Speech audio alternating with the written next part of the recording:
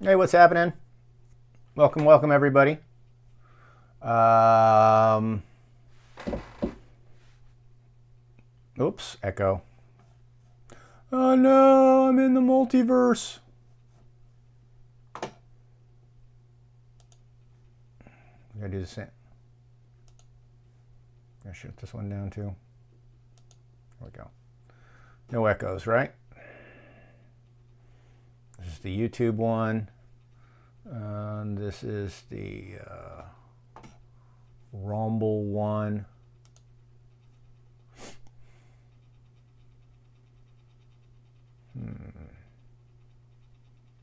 I'll take this one and put it over here. Yes. So yeah, where did we leave off? Doing more, basically, kind of history of GWAR.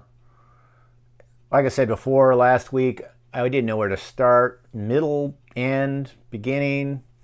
Finally, I did have a fair amount of things related to the beginning of GWAR handy, so it made sense to go ahead and do something like that.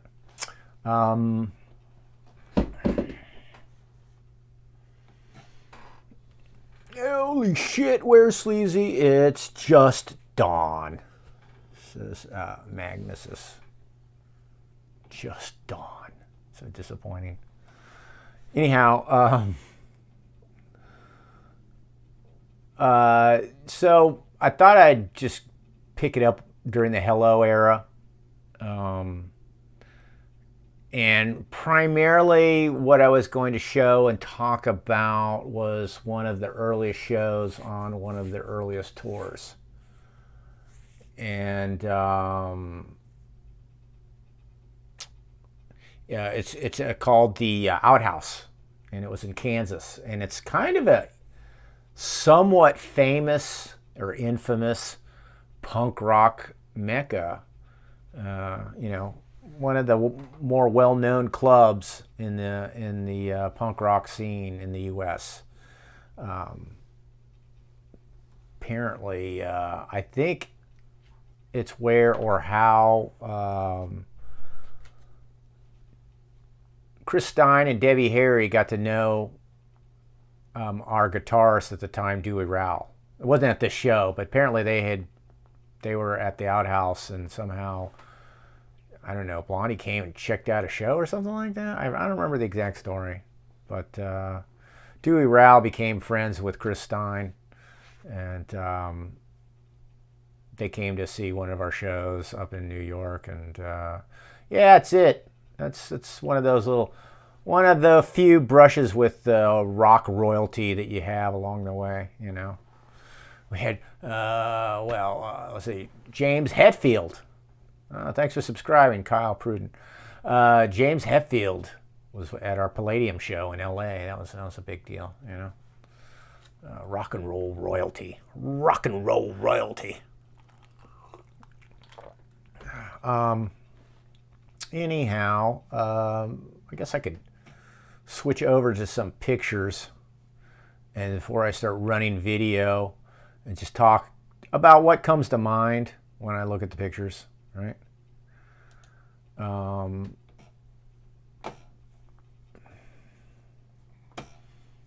But this is, when we talk about Hello, we talk about the era after the alternatives left. So let's put it this way. Hello, we had a stand-in band. They were actually known as the Alternatives.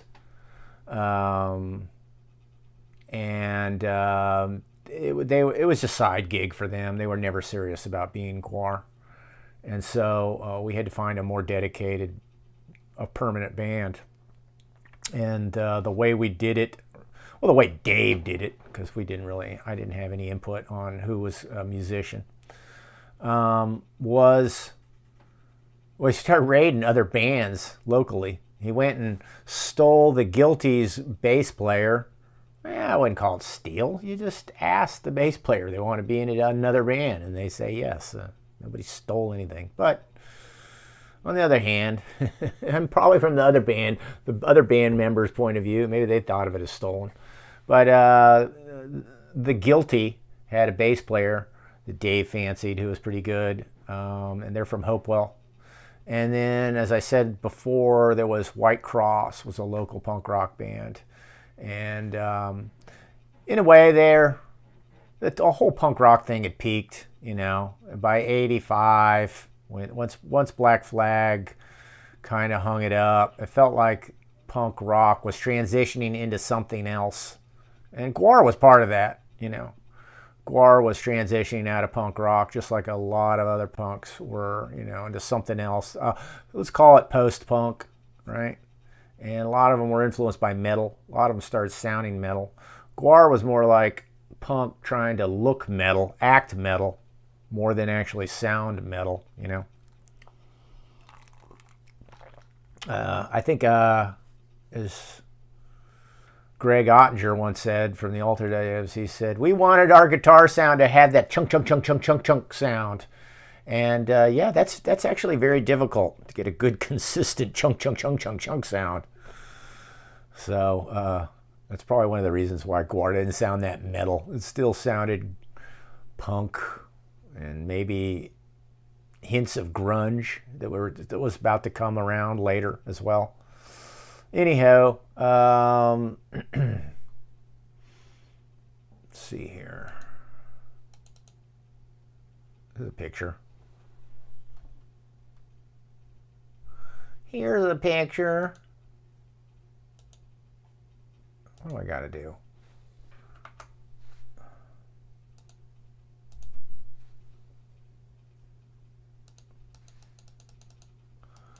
So this is a bit later. I'm thinking this is not the earliest incarnation of that next band version, right? This is right in between. We're starting to transition to the Scumdogs era. This has Mike Dirks on guitar. He's ballsack now. He's taken over from Steve Douglas. I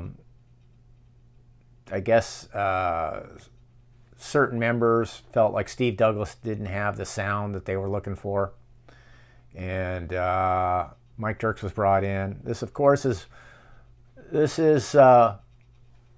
Rob Mosby. He was the White Cross member, the punk rock band White Cross member. He was the drummer. And this is Dewey Rowell. He was the White Cross's guitarist.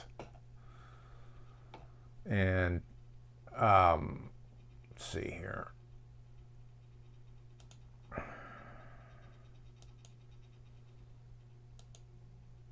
What else we got? Wish I could tell what they were. What was that? Was just played before? It's on the same file. This is Lisa Harrelson. Here's where you can see it. So Dave hasn't transitioned to a full mask. Dave, first thing he wanted to do, I think he wanted to have this crazy brain. And he had this kind of half, I don't know what you would call it. It's not a mask because it doesn't cover the eyes. So it's a hat that's supposed to be his brain or head.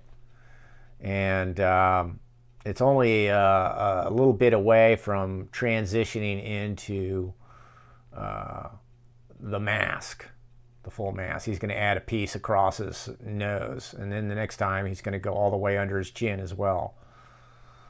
I have a picture of that. This is a interim GWAR woman. This was Lisa Harrelson.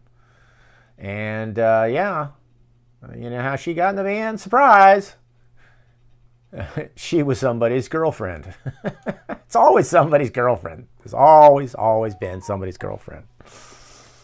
Let's see what happened. Did I do something wrong?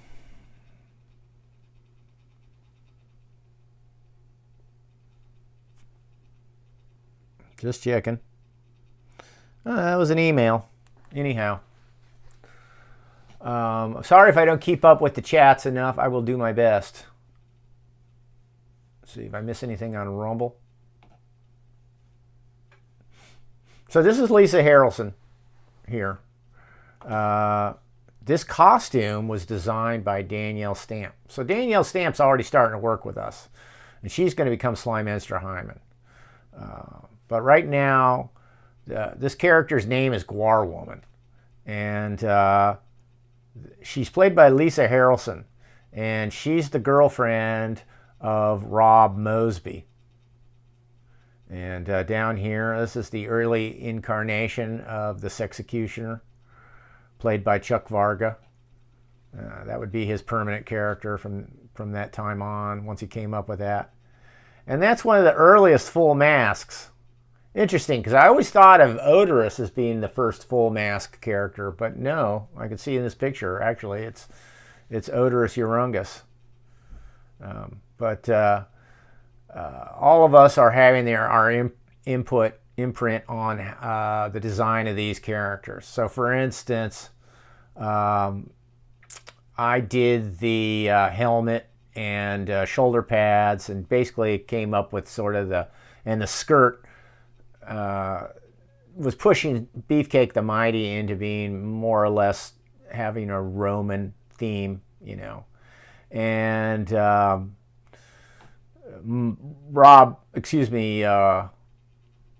Flatus Maximus's helmet here, that's done by Dave Muscle. On the other hand, I did the shoulder pads, and that was the beginning of, let's turn this character into a, you know, dinosaur killer. I mean, that wasn't my ideas exclusively, but that was the theme where I added the dinosaur shoulders, and there'd be variations of that. First, it started out kind of a basic, I would call Iguanodon or something like that, you know, skull, and then they would turn into Stegosaurus, Strachiosaurus, whatever, Triceratops type skulls that later on. That would be guys like Mike Bonner sculpting those and things like that. Let's see. Yeah, so that pretty much that's it. You can see though, Dave, man. Dave is going to want to keep going towards a mask, but interesting, just as a revelation, the first mask character was Sexecutioner right here, Chuck Varga. So, yeah, Chuck, hats off to you. I always attributed that move to Dave, but no, there you are. You beat him. You beat him fair and square. Let's see here. Let me check the chat.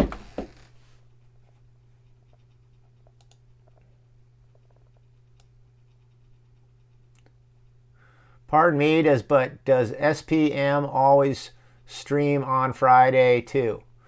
Traditional Vibe, thanks for asking. This is new. I decided to discontinue Friday night for Sleazy, and do just GWAR. I'm streaming over on a Twitch because why not? It's one of the few platforms that I can take money through. I can get money through. So, and it will be unpublished the moment it's over.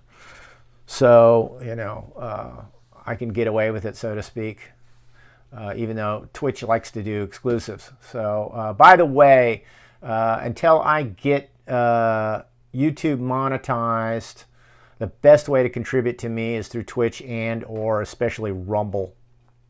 So if you could contribute and help me keep making these shows, which I plan to do at least once a week, if not more, please contribute on Rumble. I have Scumdog's tape in my collection. Yeah, well, that was the one that broke us. That was the one that broke us open, and as well as Joan Rivers and Beavis and Butthead. Those three things. I was just looking at 14 greatest GWAR albums ranked, and it was on Blabbermouth or something like that. And they had Scumdogs #1. It was interesting. I guess you can't deny it. Scumdogs always irritated us because it wasn't the sound of the production still wasn't where we thought it could be and should be. My favorite is still Violence Has Arrived, but they had good taste. They picked Violence Has Arrived as #2. So, you know, I had to say, once I looked through their whole list, actually I was pretty much in agreement with it. Pretty much. Anywho, let's see. Look at some other pictures here. It'll come to me. You know, I didn't have an agenda. I just had things that I can react to and just, you know, go with the flow. So here's some interesting, here's some early props. And this is our early GWAR effects. Right now, you've got, we've got what is known as the redneck from hell. This was a piece that was on top of somebody's head, and the brain, the top of the head popped off, you know, and exposed the brain. Here's his guts, right? Here's his redneck shirt, right? It's flannel, plaid, whatever. Here is another GWAR effect. I'm not exactly sure which one that was. This is called Bad Biker Bitch, which was really, it was a caveman face that I sculpted a long time ago, and it was for decaps, and we just kept reusing the face. It just, you know, we were so lazy, and we thought it was funny anyways to, you know, make this woman look like a caveman, you know. And so that's what that was. It's a Bad Biker Bitch, but she's just this same skinhead, caveman, dumb guy face that I sculpted that was to be used on decaps, I think it was, and other things like that. This is Chuck's character, Stubbles, a character named and kind of concepted by Dave Brockie, but you know, Chuck went ahead and actually made the 3D version of him. And he was just kind of a do-it-all, you know, prop. He had all kinds of different fun things you could do to him as you tore him apart. You know, rip him open, and the head came off, and the spine came out, and all this kind of fun stuff. Yeah. Let's see here.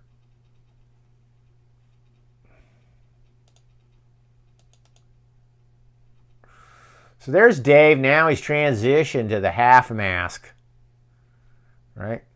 And he had this helmet. He loved the idea of this helmet. I forgot what he was inspired from. Elric book cover or something. I don't know what exactly. God, Dave loved Elric. Oh man, he loved some Elric. Always reading that on tour. He would read it aloud. Chuck and Dave would take turns reading to each other on the bus. But anyhow, this is the half mask that he came up with. Actually, this goes under a little bit. I think he might have had something that, I'm not sure if it was always had. He must have always had a strap underneath to keep it on. But anyhow, and then there was this fiberglass thing, and this is where you learn the hard way. This thing broke instantly. You know. It was made out of foam, carved foam with fiberglass over it, and naturally, you know, it broke instantly. So, yeah, well, that's how, you know, it's a good experience. My dad would always say, good experience, good experience. Fuck ups, they're the things you learn the best. So, now you've got Danielle. You've got Danielle as GWAR woman. And, you know, that was always her part. That was always her character. She played it better than anybody. And,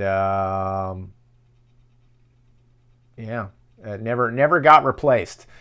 She was never replaced, and Dave Muscle was never replaced. It's like once the people go away, the characters are not as easy to replace as you think. And of course, you know, they tried to replace the character to a degree with that Volvatron character, and that just didn't work out. And then they haven't tried to replace her since then, and it just goes to show you how difficult it is. You know, you think that because the person came into the role almost by accident or haphazardly, that you could just do it again. But no, it doesn't work that way. Just because you found that bassist in a barn in Iowa doesn't mean you're going to be able to find a bassist that makes you sound the same in a ad in a newspaper later on when you have to. Steve D. Martin, mid-90s, I was in a band that had the concept of being bounty hunters from GWAR's planet. They came to Earth to bring them home to serve justice. No joke. Oh, man. I love shit like that. I always wish that GWAR would be, could be franchised out. I'd like to just see a lot of other people take it on and do their versions of it, you know. Just let the universe grow. That's the way I wish it would happen. Blue Raja, my friend, I truly appreciate the efforts and hard work that you and Justin do to keep the good times fresh and rolling. Truly an inspiration to life forever. Thank you. Thank you, Count Mills. Much appreciated. Anywho, just go back to the costumes, though. They really are a mishmash of different contributions. It's like shoulder pads and helmet for Beefcake me, skirt me. This breastplate, though, that's Scott Krall. And he goes and finds a big piece of brass. And he does it the old-fashioned way. He hammers it out. Hammers it out in a mold or whatever. And yeah, it's hard to beat. Hard to beat that look. That was kind of a pun, wasn't it? No, it's hard to beat that look. And it kind of was out of place in a way because we never, ever used metal, generally speaking. We always used latex and fiberglass almost exclusively. Yeah, so anyhow, everybody's starting to go, we're going half mast. You can tell Flatus has got a wig. It's kind of got with a forehead. So he's got this brow, but the rest of his face is normal, right? And these pieces all just kept migrating, you know, so to speak, covering more and more face, it felt like, you know, just the way it went. The way things had a tendency to evolve. Here's Dave. He doesn't have the half mask, but he's got this thing. This is the early stages of it. It was in much better condition at this point, and it hasn't been broken to pieces and refurbished. And this is the old cloth and glue days too. You can tell that. If it wasn't, we might have tried to save these things, because I told you before, cloth and glue would melt under the water or under moisture. It would start to dissolve because it's wood glue. And so it might have epoxied over these things, but we still found these things basically awkward, dangerous, and not as durable as latex. And so that's why for a while we just eventually converted everything to latex, because latex, you can count on it. It'll never break. It just won't, you know. This helmet being epoxy, foam, fiberglass, it kept having issues. You're constantly having bits and pieces of spikes break, fracture, crack off. By the way, I absolutely laugh. This is so hilarious. You know, we were always kept swapping out different parts of our costume. And this wig, this crazy red, curly, you know, looked like a 70s perm hairdo wig under Flatus is just hilarious. And he had this black and white kind of zebra striped fur bodysuit. And we were always merciless to each other. Whenever something wasn't working right, didn't look quite right, we would come up with an insult name for them. And it was our subtle way of getting people to, or not so subtle way of getting people to change. Like nobody, we didn't really have a person who had carte blanche editorial decision making about what was supposed to be on stage, or what people were supposed to look like, what their character was supposed to look like. You know, so basically a consensus would develop and this consensus was created by insults. So, I think this is one of the situations we started calling. We didn't. I think the feeling was the black and white zebra print. Looked just so Flintstone-y. Looked like the Flintstones to us. And so we started calling them Wilmas. We started calling Dewey Rowell Wilma, or put on here your Wilmas, as in Wilma Flintstone. And after that, even though we got rid of these, putting on any kind of fur loincloth was known as put on my Wilmas, your Wilmas. Was just inside GWAR slang for putting on your lower half, especially with fur.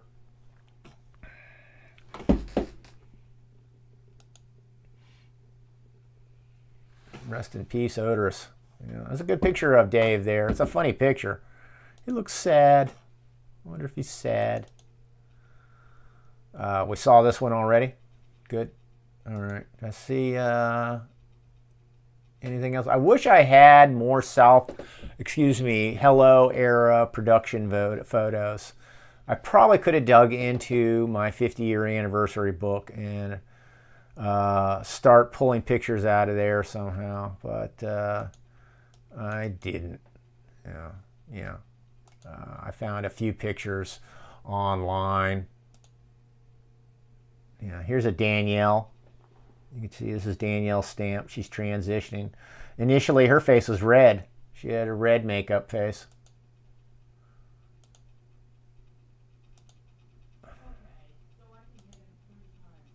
Yeah. So, let's see. Oh, this is a Tumblr. There's a lot of photos from every era. I won't go into that because it doesn't really demonstrate the era that we're looking for. It doesn't show all that. It's just too all over the place. I found a bunch of photos of GWAR from 1988. Here's a great one. A look back, GWAR. There's Dave transitioning. There's Chuck Varga with the skull he helped make.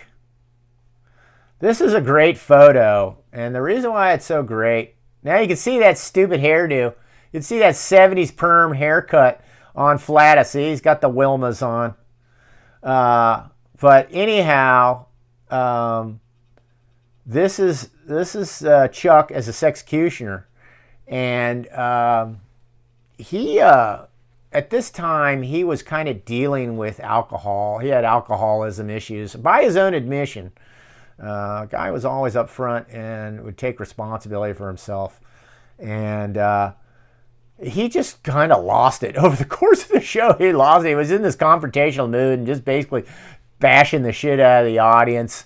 And he finally pulled off his mask. And at one point, we had to stop him. He had picked up a monitor, a fucking front edge monitor, and was getting ready to throw it at somebody in the crowd. That's how, I think there's a picture of it where he's holding it up. But that's how out of control he was. And he was honest. After the show, he admitted that he had lost control, and he vowed that he would never get like that again. And for the most part, he was right. He got his shit under control and never let himself get like that again. Not that later on other people weren't so in control. They kind of did let things get out of control.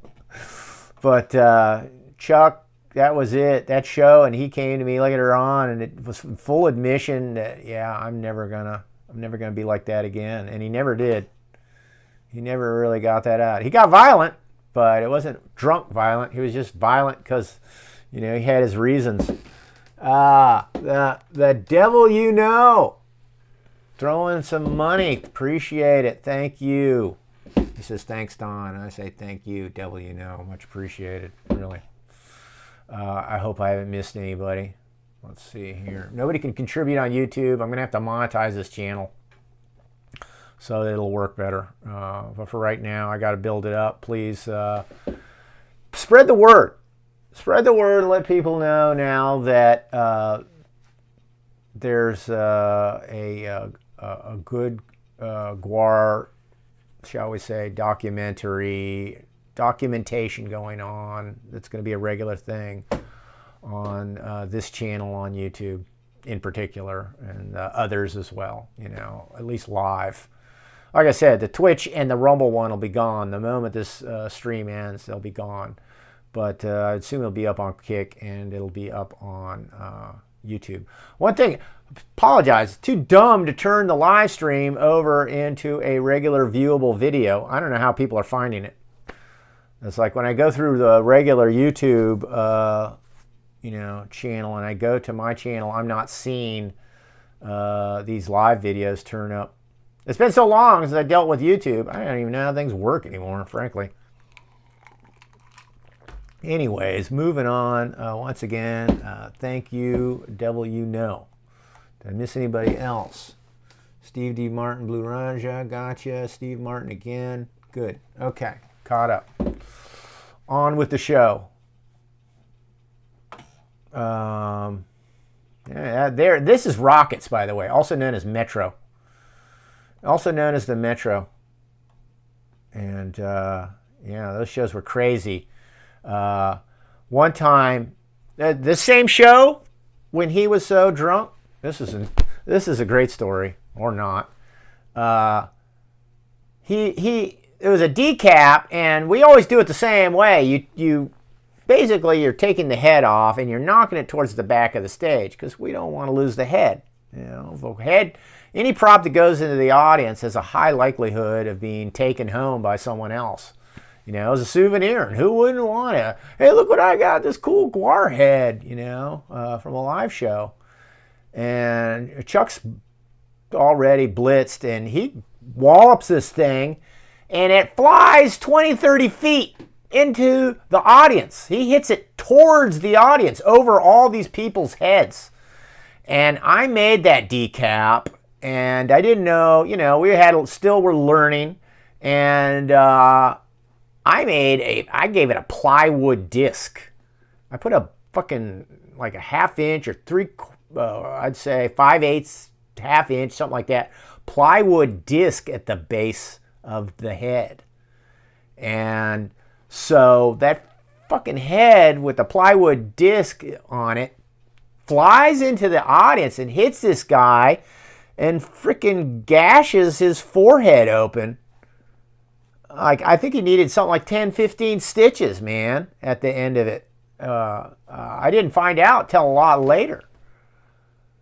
And as it turned out, the guy's dad was fucking, you know, ambulance chasing lawyer. He could have killed us. He could have ruined us right then and there. That'd have been the end of GWAR, man. Oh, I need this and punitive and all these other. I have scarring. I'll be emotionally disturbed having to look at this scar. He laughed it off. He told us he thought it was hilarious. It's like wore that scar and that story is like with pride, you know. For the most part, it seems like GWAR fans were like that. They just are so gladly willing to subject themselves to injury and punishment and just go along with it. And yeah, saved our ass, man. Saved our ass. We would have been ruined right then and there. Right then and there. But yeah, I wish we could see more with Steve Douglas in there. He didn't last long, as it turned out, you know. So one of the things about those early days, I guess I'll get to that story once I start watching a live show. By the way, here is an early video. Oh, City Gardens. This is a City Garden show. It's a whole show, too. So this is Lisa Harrelson doing the wrestling show. And yeah, that costume is designed by Danielle Stamp. And all it took was Lisa Harrelson. All it took was just one little kind of issue between her and Rob Mosby, and Danielle's in there. Oh, I see an opening. I see an opening. I endorsed her, you know, because I knew she was up for it and she would do a good job. And yeah, she did. So that was a good choice, you know. But she was always, like I said, she was already working with us and was familiar with everybody and everything. And as she would say herself, you know, a big part of how you fit in is you got to be a girl who is be one of the boys, and that's what she was. She was with all these guys. She had to be one of the boys and be in our world and be fine with it, and she was.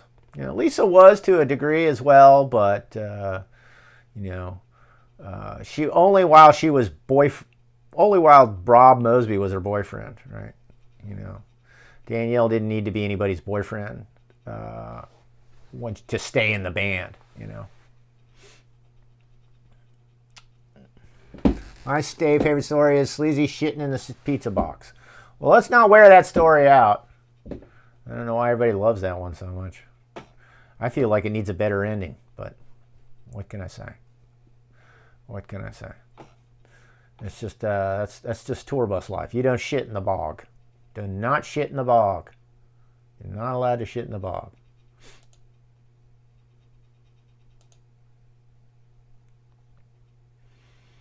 YouTube live.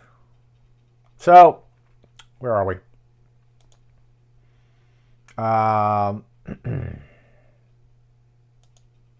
Where is it in there?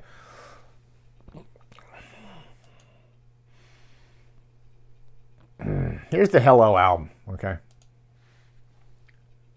Well, ain't it bigger? There we go.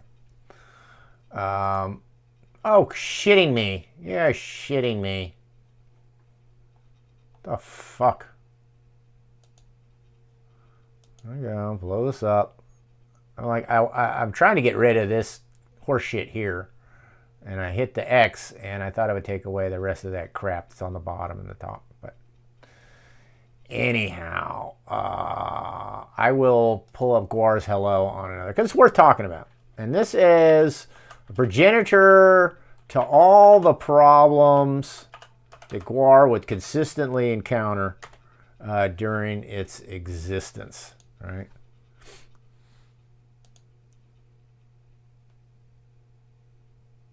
What the hell is that? I'll get rid of this. What? I had it. Can't blow it up, huh? You fucks. I just had it.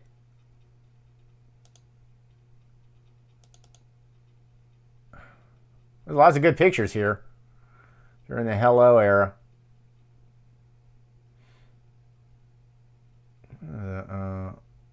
Why won't it highlight and give me the size, the file size? This is 220. Here's one. Is this bigger?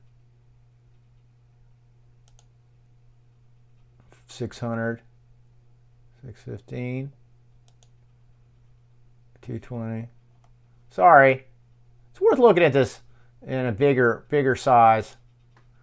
And it looks like I could spend forever trying to find a bigger version of it, and it'll just never be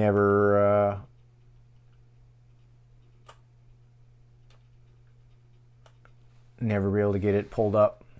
So here's the blurry version. Title of the album, Dave Brockie. Something about Dave. Dave loved to put the word O at the end of everything. It was Nullo.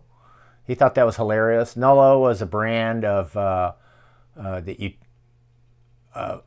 something you take, a medicine, or make your farts not stink. It's called Nullo. He thought that was hysterical.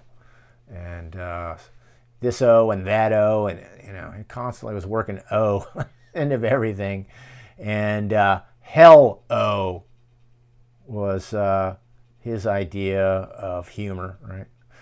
There's, of course, Flatus in his stripy Wilmas on that album cover, and there's Beefcake the Mighty, and there's Steve Douglas as Ballsack, the Jaws of Death.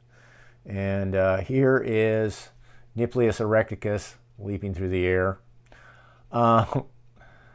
So I think somebody took this toy tractor, toy bulldozer from the store and modified it to make it look like this. And this would be Odorus's personal,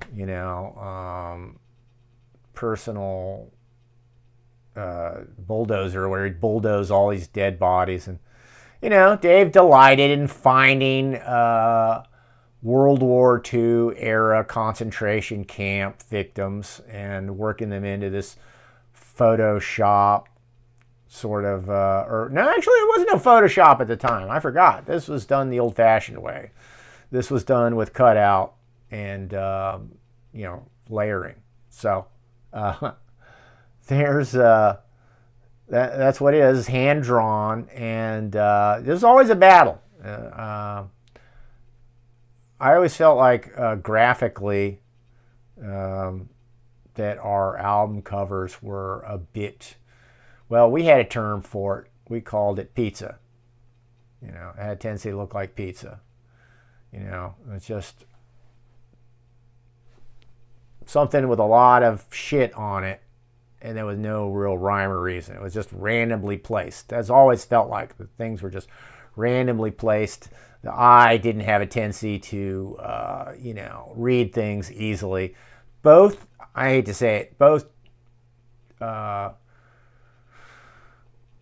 Hunter Jackson and Dave Brockie, when given a graphic design, when they're doing comics, they're great. The comics are just simple, powerful, cool for the most part. But when they're actually coming up with a composition that's complex and has a lot of elements in it, they have a tendency to be visually confusing, right? I'd say. And this album, a perfect example of that in my mind. Toilet Earth, same way. America Must Be Destroyed, the same way. Scumdogs of the Universe was a little better, and would have been even better. It was supposed to have a simple white background. It's supposed to be a white psych and the band standing against it. It's kind of bloody, but it's still a white psych with the simple blood letters that I designed for Scumdogs of the Universe. And fucking Master Records stepped in and changed it. Once they got the fucking the art all sent in, we get it back, and we get this thing, and it's like, where does this fucking Antarctic background come from? We didn't. That's not the way what we were going for at all. And just a white background. It seems so. I remember the word daft. It's like, no, what you put in was daft. This fucking stupid Antarctic, this ice patch that you threw in behind us all. Well, anyways, that's off subject. But there was a lot of contributions were added, and it all sort of sucked. It always seems like, our album covers were, well, as Mike Delaney loved to say, too many Indians, not enough Chiefs. Too many Indians, not enough Chiefs. And that was typical, of everything. I remember doing the lettering, and it consisted of this rub-on, this rub-on. That's the way we had to do it. It'd take, Gothic style lettering from the art store. You buy it and lay it on there and rub out each letter at a time. This is the Antarctic fortress and landscape, and this is probably one of the better things that's on this album, because Hunter, actually sculpted this in the physicality, and later on, I believe we'd use this or something very similar to it for the Skullhead Face album, or Skullhead Face video movie, right? That's the cover of it. It's got this, and it's got Skullhead Face looming over it. But yeah, that was the background. That's the back album, and it was put out by Shimmy Disc. So Shimmy Disc was our first. That was our first label, and I mean, God, it was just. It was. I remember going and recording at the studio, and it was just basically, it was an apartment. This guy had converted his apartment into a studio, man. And I'm not sure if it was 8-track. I think he had 8-track. Like, we would hoping for 16-track, and he had 8. I could be wrong. Maybe it was 16. But it was this guy, Kramer, Mark Kramer, I believe it was his name. Did I have?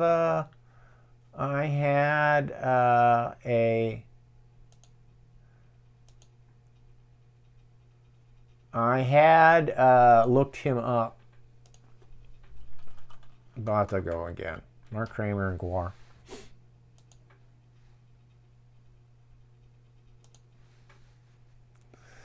So here he is. This guy, something of an eccentric, Mark Kramer, and his choice, his taste in bands was kooky, artsy, and deliberately, I would say, lo-fi. He had a kind of that aesthetic. It was a sort of a lo-fi aesthetic, if you would call it now. And of course, that made people like Mike Bishop, Mike Bishop especially wanted to be taken seriously as a musician. And I think, the dream was to be on somebody like, if we're going to be on an indie or smaller label, it'd be something like Roadrunner, with Celtic Frost. So that's where, someone like Mike Bishop wanted to be. But, gotta take what you can get. And Mark Kramer showed interest and was willing to record us and to release the album. And in case you happen to, if maybe you don't remember him, his band was Bongwater. You remember Ann Magnuson? I remember we met Ann Magnuson through him, and she was a cutie. She was definitely, kind of like at the time out of his league, both artistically. I mean, they weren't an item, they weren't a romantic item, but I think artistically almost she was out of his league. But she liked his kooky indie aesthetic, and those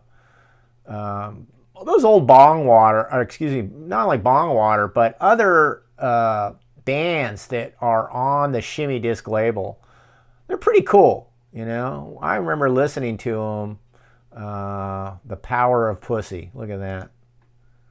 The Power of Pussy. Bongwater. It's like something a Sly Minster would have said. But yeah, I liked the bands that he had on his label. Here's the Shimmy Disc compilation. And here's Mark Kramer right here. I'm going to guess this is Bongwater right here.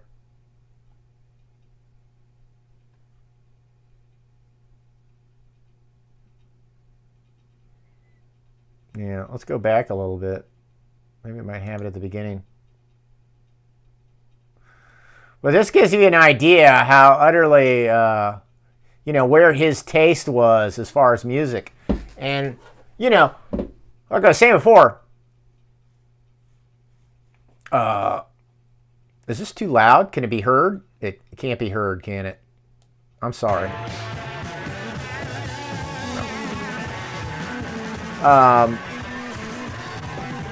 But it shows you what he saw in GWAR was completely different than what Mike Bishop and Mike Dirks wanted to see in GWAR. They wanted us, they had visions of being the next Judas Priest, Iron Maiden, Celtic Frost, whatever, fill in, awesome musician metal bands. And, Mark Kramer didn't see us that way at all. He heard a very crude and very funny and, shall we say, whimsical, version of metal. Sort of like a very aggressive performance rock band, provocative performance rock band, but he was not coming at it or thinking of it as some underground metal band that he was going to polish and bring into the world. Hey, here's the next Metallica, Yeah, that wasn't going to happen. And that of course is always what made GWAR weird in the way it was, because nobody really saw GWAR. Nobody saw GWAR for the way. Everybody saw GWAR differently. They all had their own interpretations, kind of it. I wanted the special effects to be as realistic. I had a EC Comics, splatter flick sort of movie effects look to things, and I always strived for realism. And then other people like Chuck Varga or Mike Bonner saw a very cartoony, almost like H.R. Pufnstuf puppet sort of, very unreal looking, effects and props and things like that. Dave was somewhere in the middle, and Hunter saw it kind of manga-ish, and so it was always just a combination of all of the above, all of those things. It's a little bit tokusatsu, it's a little bit superhero, it's a little bit H.R. Pufnstuf, it's a little bit of all these things,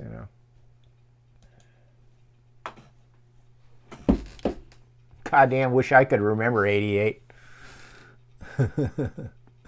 What's this? Discography? Blind Eye? Are you sending me something that has to do with... GWAR Hello. Wow. Weird. Wonder where that came from. The stand-in album cover.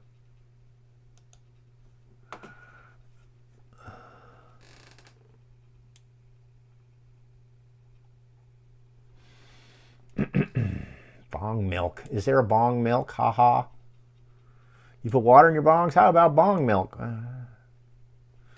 I can believe that exists. It's much more refreshing to smoke through special bong milk. Smooths, cools the bong smoke better than any ordinary water. Yeah, I can see that. I totally see that. What is it? It's milk of magnesia. Don't tell them that, though. We got them paying $20 a cup.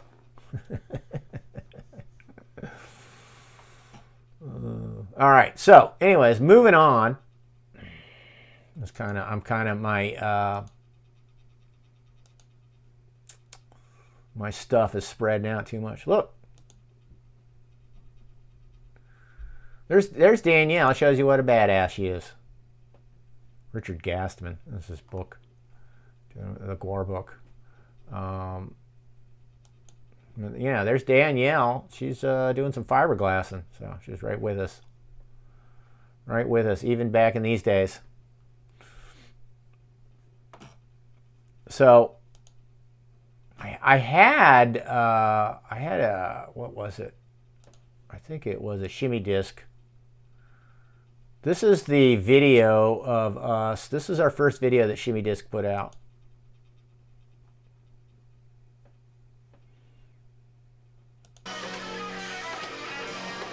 Not this. Gotta go down. Another one of some artsy fartsy band. There we go. Comes up right after this. But oh man, you know, the guy definitely had an ear for noise bands, and you know, I think it probably dawned on the musicians, you know, that you know, Kramer did not see us as a real metal band or anything like that. Great punk band, a great metal band. To him, it was he just loved the joke. He loved the humor of it. So this was the first video, I guess, a first music video that we ever did, dedicated, you know, to making a music video. I think we shot this. We shot this near the dairy, in this little studio that the band would practice at, and it was while we were transitioning out of the dairy. And it was on the corner of two streets that converge, Fushi and I don't know what, Broad or something real close to that, but it was right like a block away from the dairy. And we shot it in there, and invited a bunch of friends. Hey, come on, be in the cool, you know, music video.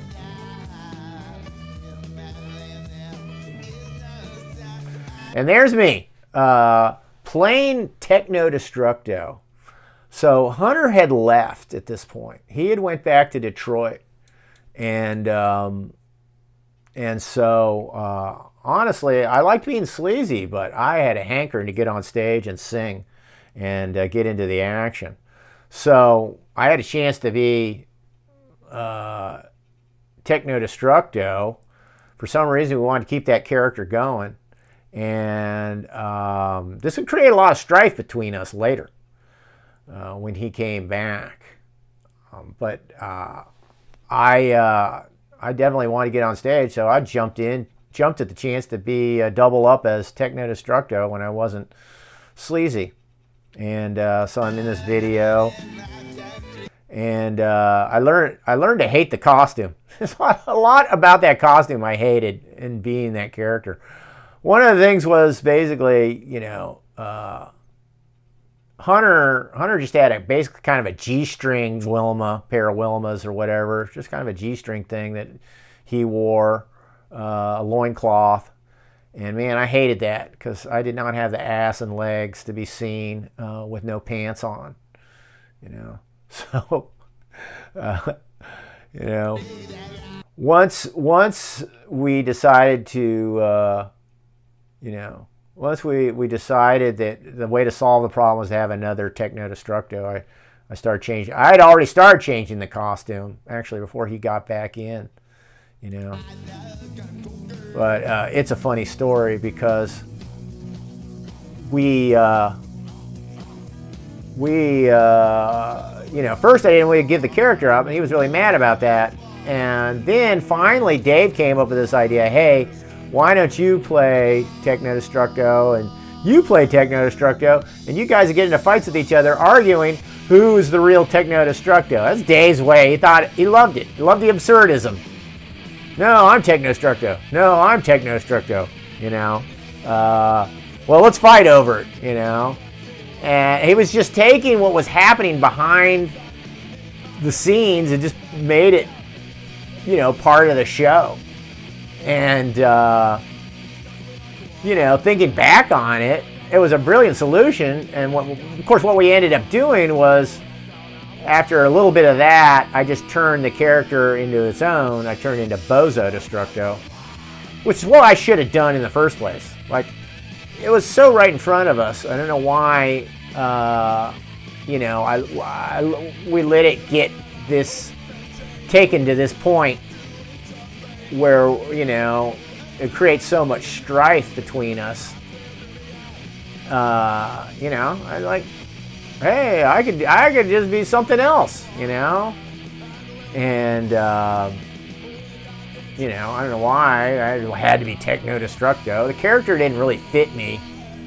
You know, being this space barbarian, which should look more like G.G. Allen than it should look like some, you know, clean college kid face, you know, that I had, didn't work, you know. If anybody needed a mask in that situation, it was me, as I finally came up with Bozo Destructo later on. And, yeah, you know, that was an unnecessary point of contention between the two of us once Hunter came back. But I was bound and determined to stay on stage as in a singing fighting role. And, you know, it was stupid. Both people could have been happy. It would have been no big deal.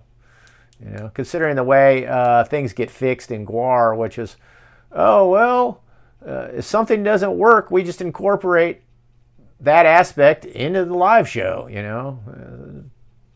It's just the way we always usually were. And we could have solved that issue early on that way. And you know, it added extra tension between me and Hunter that wasn't necessary there to be there early on. Yeah. App 911. Before I pass out, great show. Here's some cash money. So thanks, App. Much appreciated. Much appreciated. I'm sorry I'm causing you to pass out. I really am. Anybody else? Anybody else? Feel free. Feel free. So, yeah, I think that kind of lays the groundwork, because that shows that first version of the band that you just saw in that video, shows the first version of the band that's going to go out on tour. And we can't do it unless, I wish I had the picture of it. Maybe I could get it. I bet you it'd show up in a Google search. I'm sure it would. This is a story worth telling. So we can't do it without a tour bus, you know. And I want this thing blow up bigger. Fuck. I just double click it. Well, now won't open there. I gotta fucking go through all these pictures. You can see it in this picture here. I'm gonna go get another picture, but that's the best one right there. Yeah, that's the best one. So anyways, we're trying to figure out, okay, let's get this thing on tour. And Dave Muscle, you know, one of the most valuable player, shall we call him, MVP at this point in time in GWAR. He's the only one who's got a decent job. He's the only one who's got some savings. He's the only one who has the brains and wherewithal to figure something out like this and make it happen. And so he goes to a used, I guess you would say, SUV or car lot, and he gets an International Harvester school bus. Actually, we went through two of them, and I think this might have been the second one. But anyways, we get an International Harvester school bus, and he completely guts it and re-welds and puts in a storage area and sleeping berths and things like that for us to tour, to go on a cross-country tour. And that's what makes it possible. One of the things that also makes it possible is we play a live show with play a live show with the Mentors. And the Mentors, El Duce and the rest of them, they just were so thrilled with us. They loved us, and they took the word back. Like it was almost as if it was like John the Baptist goes to the West Coast to spread the word, that Jesus is coming. Exalted ones, yes, Jesus is coming. The Messiah is almost here, sort of thing. Them and Gibby from the Butthole Surfers got the word out to Texas, and the Mentors got the word to California, and maybe a few other people got, Maximum Rock and Roll got it to a few other places, but the word started to spread, and so we do our first tours. First, we started out doing just short weekenders, right? But then we finally put together a national tour, so to speak. Just basically Dave calling up people out of the back, contacts out of the back of Maximum Rock and Roll magazine, right? He just uses that and calls people up and puts together, a tour, national tour. And yeah, we got to fucking rumble across the country in this thing. It's got a governor on the engine, so it can't do more than 56 miles an hour. It's like, it's so irritating to be behind that thing. Even when you got it floored, it's governors that's got it set at 56 miles an hour. So you're just like barely able to do the speed limit. And fuck going on a up the mountains. That sucked. In fact, we ended up destroying a drive shaft, the drive shaft in one of those, the second bus, and had us holed up in some weird town in Washington, state of Washington, for nearly a week. That's another story altogether. But yeah, we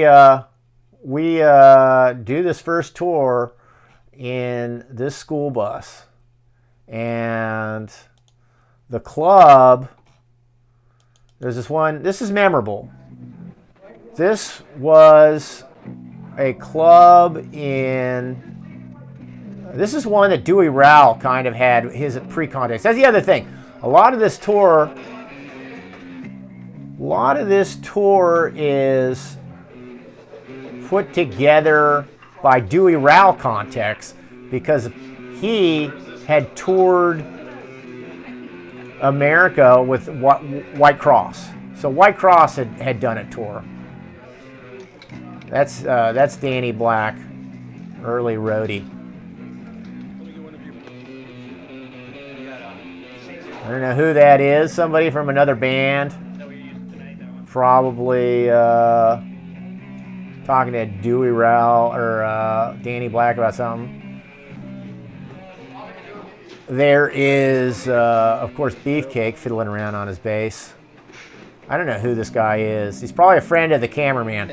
But this is a really interesting documentation of the behind the scenes of one of the typical shows. And this show was really memorable because we had heard this place was legendary. And when we got there and actually did the show, that looks like my tit. I don't know why. Could be wrong. I probably have a shirt off. I don't know why. That looks like one of my tits. My skin, my tits. Anyhow, so we'd heard about this place. It's out in the middle of nowhere. It's in Kansas. It's out in the farmlands, out in corn, basically, corn-growing farmlands. And these kids know how to party. This is a big deal, and that's what makes it so special, and always will have made it such a special experience. So, we pull in about noon, and man, it didn't take but an hour, less than that, before everybody else who was going to the show was already there. And it was the beginnings of, basically, it was an all-day party. It was an all-day party. and the whole punk rock scene of Kansas. There's the cockroach after it's been painted. But it's an all-day punk rock scene, you know, that you know, these kids, they know how to have a good time. Basically, they have a great time. Very memorable. There's all the props. This is typical. We would, you know, everything is filthy and bloody and stinking. Partially because one of the things that was common was we used noodle paste and stuff like that for brains and guts.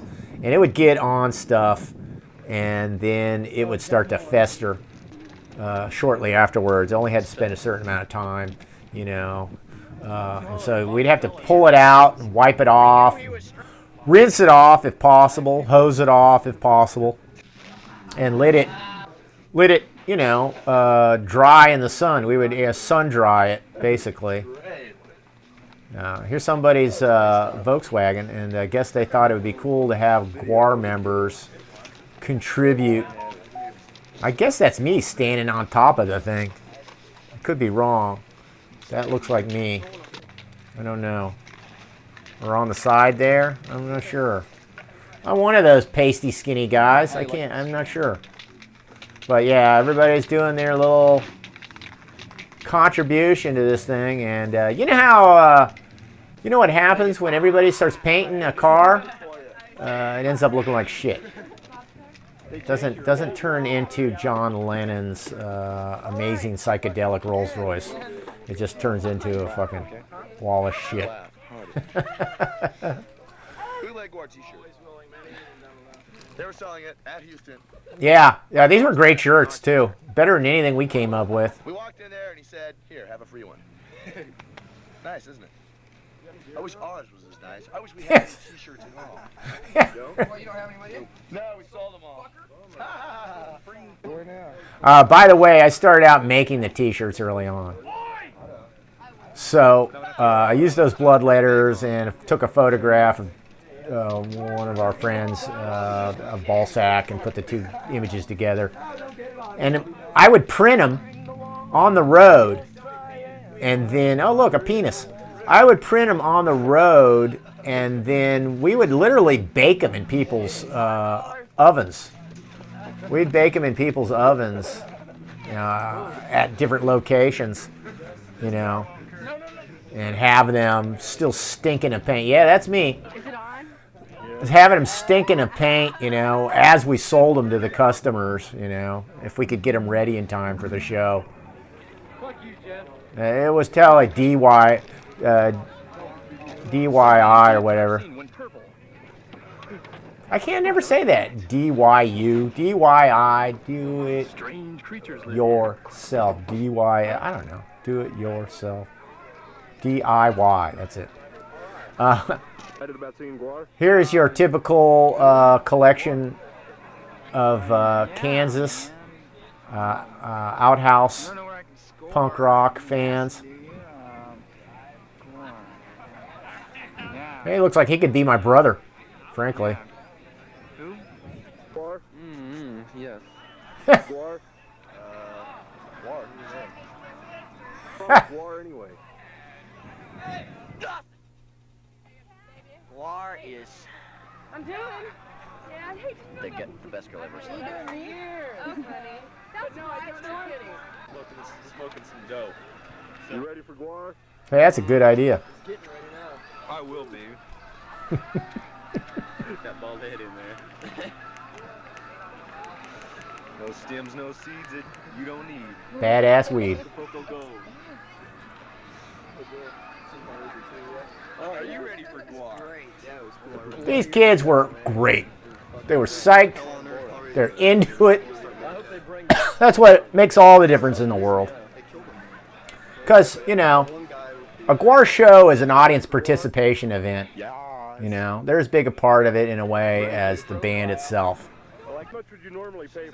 And you're supposed to really just throw yourself into it, and just a mindless frenzy is what is you need to bring to the show, you know. It's supposed to be carnage. And these kids brought it. They definitely brought it.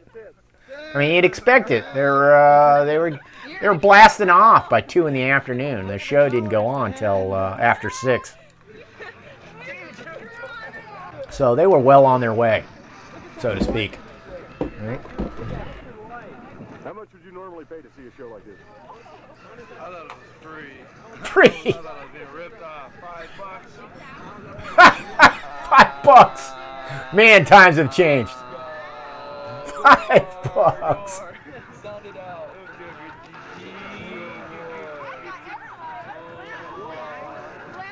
Let's hear it from Fort Riley. Let's hear it from Fort Riley.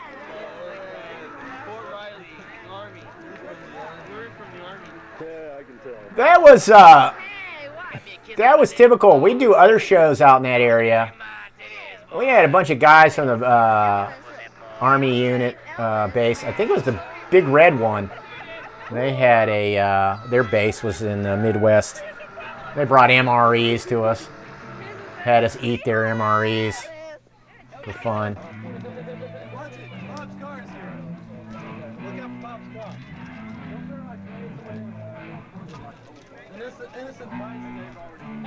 What is this again? This is a live show in 1988. It's called the Outhouse. It's called the Outhouse. It's in Kansas. And it's one of the great legendary punk rock venues in the country. Just because of the way it was, where it was located, and the support, the scene. The scene was just great. And the scene is kind of, I mean, it's counterintuitive, I guess, because people think, oh, the scene in Chicago, or the scene in San Francisco, the scene in D.C., the scene in New York. You know what? This was better. And the reason why it's better is because the kids were more devoted. They were more devoted. They were more just as hardcore, just as committed, just all into it, That's what it's all about, really. That's how you make a scene happen. Just participation, really. Is that Sly Menstra? I think that's Danielle there. I'm not sure. I'm wanted in 358 countries. I'm John F. Kennedy's brother. John F. Kennedy's brother. Talk about the 80s, huh? Who's having a flashback? Mid to late 80s. The punk rock uniform had kind of fallen off, It seems kind of cliche to try to be the, 70s era punker, Nobody had mohawks, really, or anything like that. So, anything goes at this point. Same way it was with the post-punk scene. Doesn't that just add a touch to it? Oh, this guy. Don't let any psychiatrist get a hold of his film, don't they? Looks like the show's about to start. We're indoors now.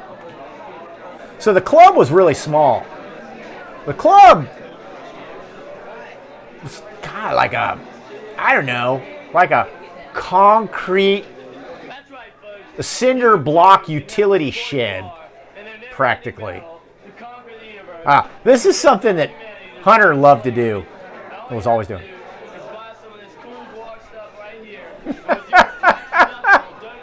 Always selling.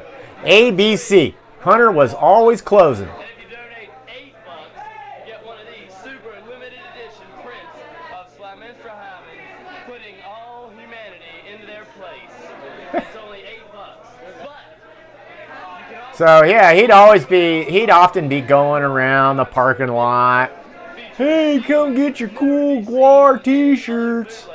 Your cool GWAR this, your cool. He always had to have the word cool. And that was one of Hunter's little nuances, his little things that always made us laugh, and we always used to imitate. He would try to entice somebody who came over to visit, you know, or somebody who was like somebody's friend, and everything was cool, especially when he was trying to get a hold of it.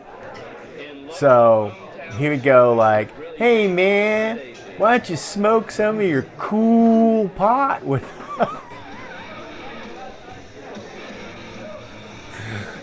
Like putting the word "cool" in front of it was like somehow buttering you up to make you give it to him. It was delightfully transparent. It made us laugh every time we'd hear him say that, trying to butter somebody up, trying to manipulate them into giving them things. You know, "Hey man, while you're here, can I have one of those cool beers of yours?" Your beer is cool, your weed is cool. He never called you cool, generally speaking. He never said, "You're so cool." I never heard him say that. He'd always say, you know, what you had was cool. He's a GWAR fan.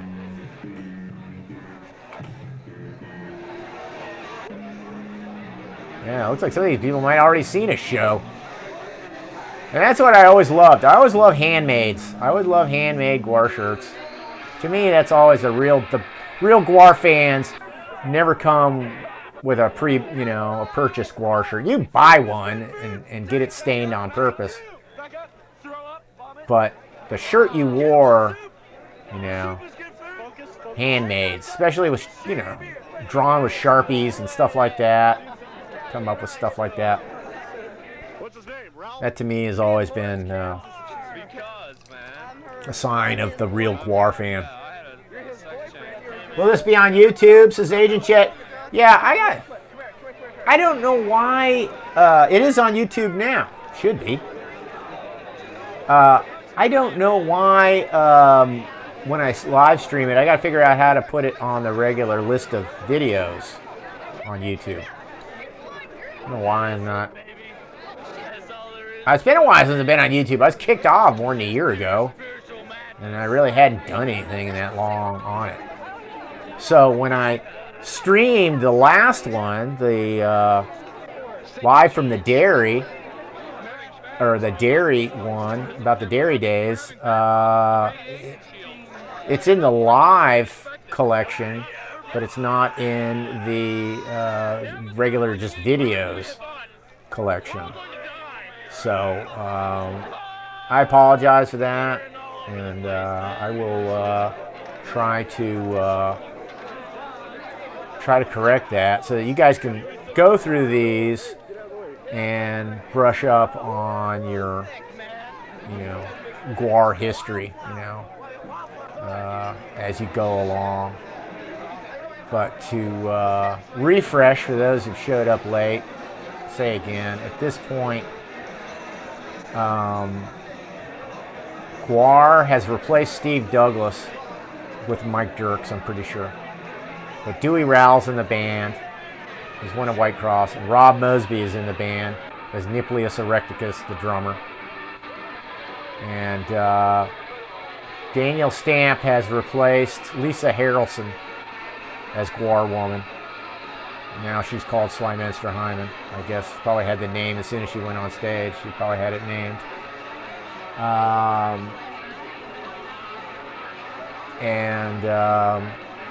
Yeah. So this is 88, and this is part of shows that we were either doing on the way to California or on the way back. I think it was probably on the way there. You know, I'm assuming it was on the way there because, you know, to get there, you need income, and so you got to get some touring income, you know, to make it where you need to go. You can't just drive all the way to California.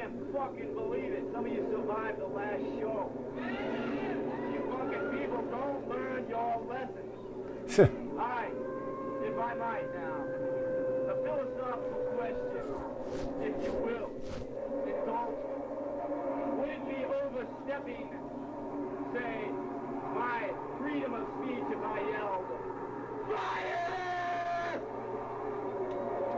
Ooh, that's an interesting question. You guys didn't panic, did you? I'm trying to know what I'm going to say. I haven't seen this in so long. After I introduced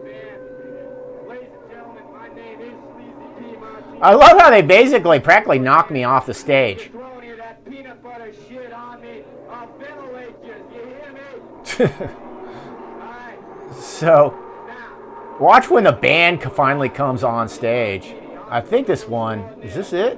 Or it's Wust Hall. Wust Hall, they just knocked me off the stage. It's hilarious. Frozen in the Antarctic waste. Ladies and gentlemen, these are not ordinary people. But, so now I've given up on, there was a while where I just used my real hair. Then I switched over to using, like, woman's wigs kind of tied together in this ratty thing that was on my head trying to make a pompadour. And then I came up with the carved foam, and I took what was,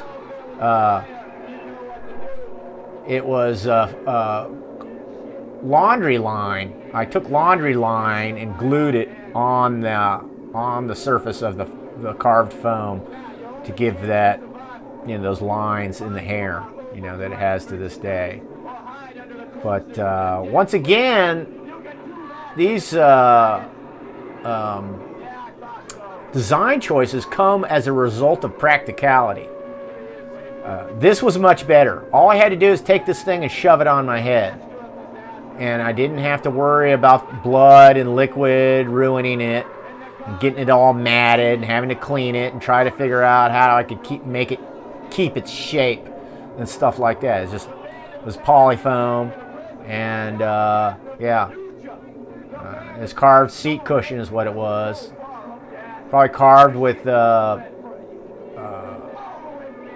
electric knife, you know, electric knife. I carved it and then smoothed it and then spray painted it black, and I put the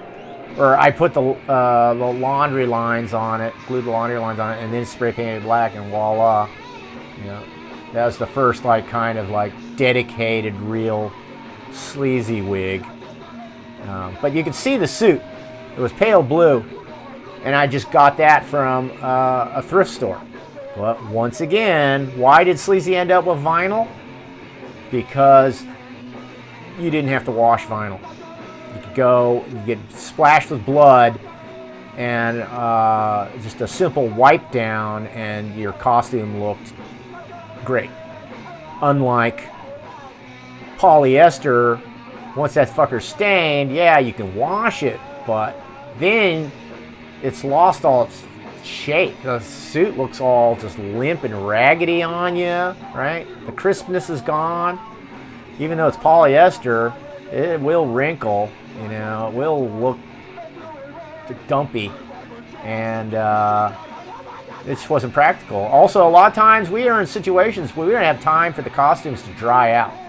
That's really, really common, and that would come to suck, especially when you were doing a winter show, a cold weather show. So the costume would get soaked. You do a show indoors or something like that in a place like this, and the next thing you know, you're playing an outdoor show at a skate park or something, and you know, it's under 50 degrees and the wind is whipping, and you know, that sucked. So yeah, that was part of that move towards rubber, because rubber, all you had to do is wipe it down, and you could clean it up. It was cleaned up very easily. It was durable. The cleanup and the durability factor and the safety factor. Because we were in tight confines. You're always bumping into each other. You don't want to take a fiberglass spike in the eye, you know? And that's likely to happen on these kinds of shows, man. You can see how chaotic it is here. How tight and confined this space is. Low ceiling, you know, all these fans. We have no security, so anybody can get up on stage and, you know, fuck with us if they want. We're counting on them to not do that. And of course, we also enforce our own security. You know, that's what the slaves would do. I remember the luxuries, the little signposts along the way told me that we were becoming a big band. One of them was we converted from a school bus to a real bus, a tour bus. The other one was, you know, the band had actual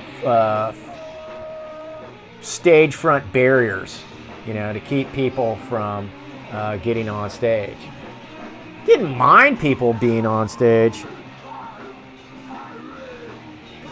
I didn't mind people getting on stage, but they would steal props. So,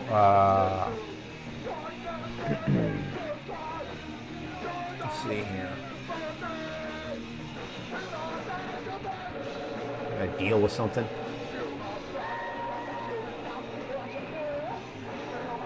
Just looking through the comments, make sure I'm caught up. Anybody else? Give me money, bitches. So, like, yeah, we finally had stage front barriers with actual hired, you know, muscle or stage security, whatever you want to call it. You know, that was luxury, man. It was nice not to have to sit there and get into these physical confrontations with fans, you know, because you know there would be some punch-ups. There were definitely some punch-ups that happened in the early days. One of the first shows where I was in, I played redneck. I played the redneck, and this guy grabbed the axe and he pulled me into the audience with him. And he thought, you know, he had that look in his eye. You can always see this. For some reason, when people see you dressed as a cartoon character, they think they are allowed to do anything they want to you or with you. Like it's all a big joke. And yeah, it's a joke to a point. But, you know, we can't afford to lose a single prop. And when GWAR slaves were in danger of losing a prop, every goddamn one of them would jump to, you know, basically risk their life to get the prop back. It was like, as Hunter would put it, it's the mama bear protecting their cubs. Just too much riding on every single prop. We had no duplicates. We had no duplicates for anything, generally speaking. And at this point in time, you're not going to be able to get stuff made, a duplicate made, into you on time. And of course, this lesson was learned when I had a brand new Stage 2 second version of Bozo Destructo stolen because we had some stupid idiot talked us into having a wedding.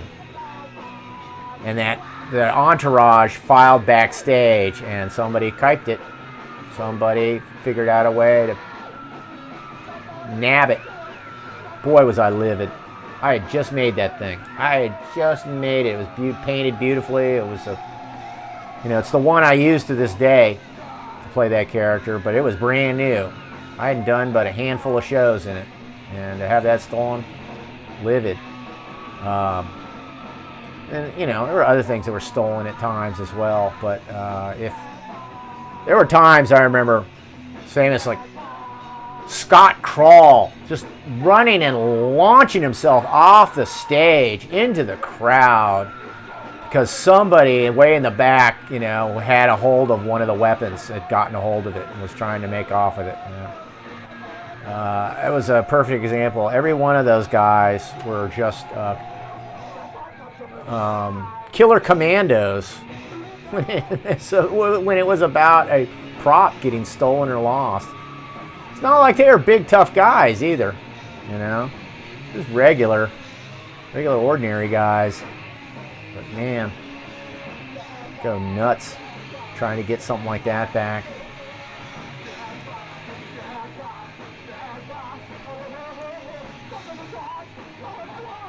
Blowing my wad all over God. This is some raw GWAR, I tell you, man.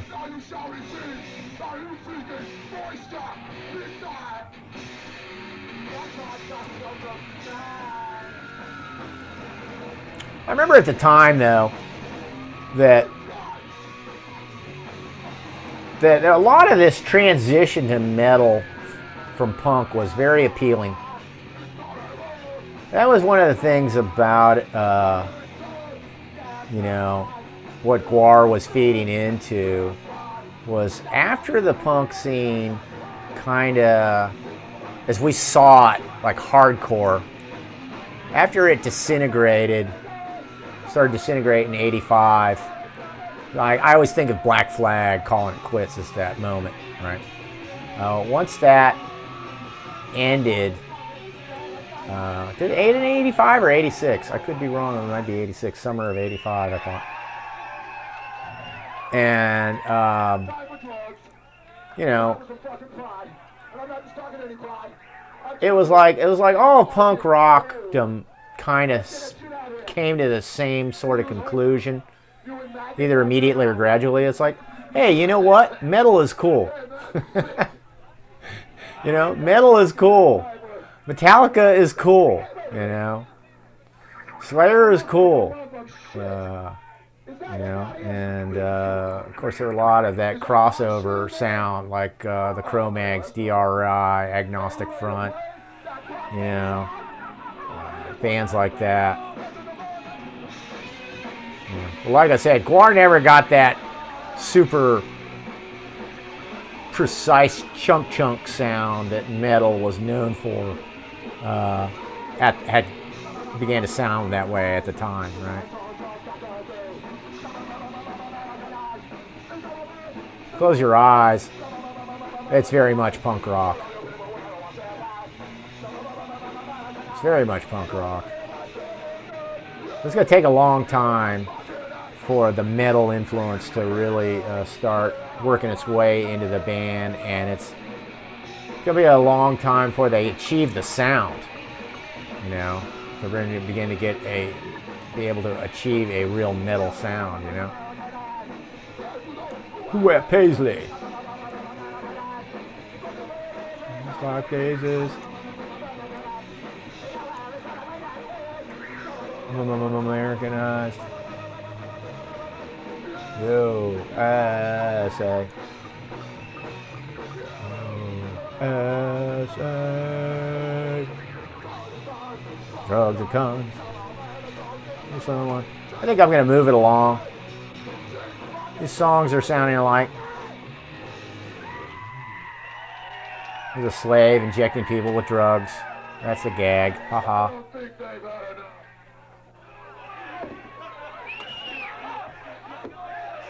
We got some sort of skit coming up. Probably Sexecutioner song. I think it's a Sexecutioner song. Big Raja, Big J Arilla is now a monthly supporter. Awesome. Thank you. Much appreciated.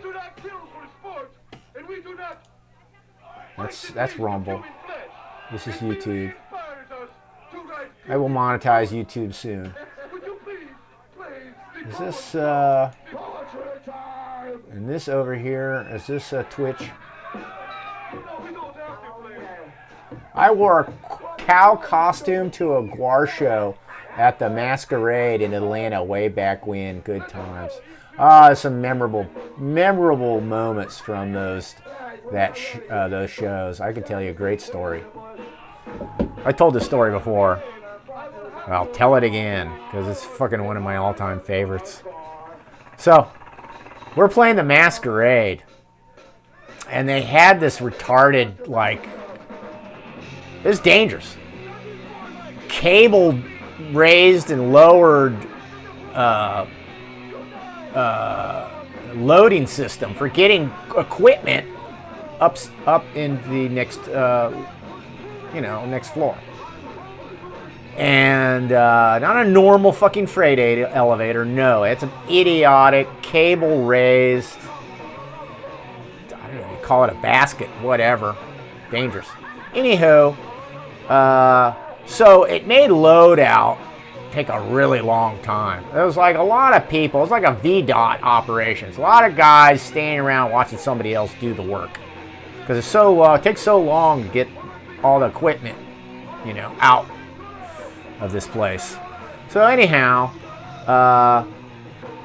you know, GWAR members at different times showed different amounts of loadout. We had to do it ourselves. We didn't have a roadie. You know, we didn't have roadies at that point in time. Couldn't afford them. There's too many people in the band already. Because our roadies were really, in a lot of ways, the artists who were doing the stage show. And so anyhow, Dave and Dewey Rowell have decided they're kind of avoiding loadout. They're doing the old hang out by the bar and try to schmooze on chicks. Like, yeah, hey, I was in that band that just played. What'd you think of us? And the guy goes, well. And both Dewey and Dave had sunk their teeth into the same girl. They were both cock blocking each other and both hitting on this chick trying to get into her pants. And so they're at the bar and they're like plying her with drinks like crazy, trying to get her drunk. They're drinking like crazy to get themselves, you know, while they're trying to get her drunk. And let's see. What happens is the girl just leaves and neither of them get to hook up with her. They both go down in flames, right? And so they come back to the loadout sort of in a belated effort to help after almost most of it was done, right? And by this point, Dewey Rowell has really started to feel the alcohol. He's really, really wasted. And there's one of those ice buckets, beer, you know, you have the ice in it. It has the rope on the sides, a tub. And, you know, usually use it to fill with ice and then you have beers in there. And so anyways, Dewey's really wasted now and he's kind of sitting down. And then he started to get really sick. And he like uses the tub. He starts vomiting in the tub. He's like barely hanging on the edge of the tub. And he's like belching and vomiting into the tub. And Dave's pissed at him because he had cock blocked him, you know, with hooking up with this chick, right? I guess Dewey was probably a little irritated with Dave as well. But Dewey didn't handle his alcohol as well as Dave did, I guess, or did he drank more or whatever. Anyhow, Dewey's wasted. He's vomiting into this tub. And Dave is laughing at him and insulting him. And then Dave goes, I think I'll take a piss right now. And so Dewey's so drunk, his face is down, you know, barely holding on to this tub. And Dave is pissing into the tub, into the vomit. And he's making it splatter up on Dewey's face.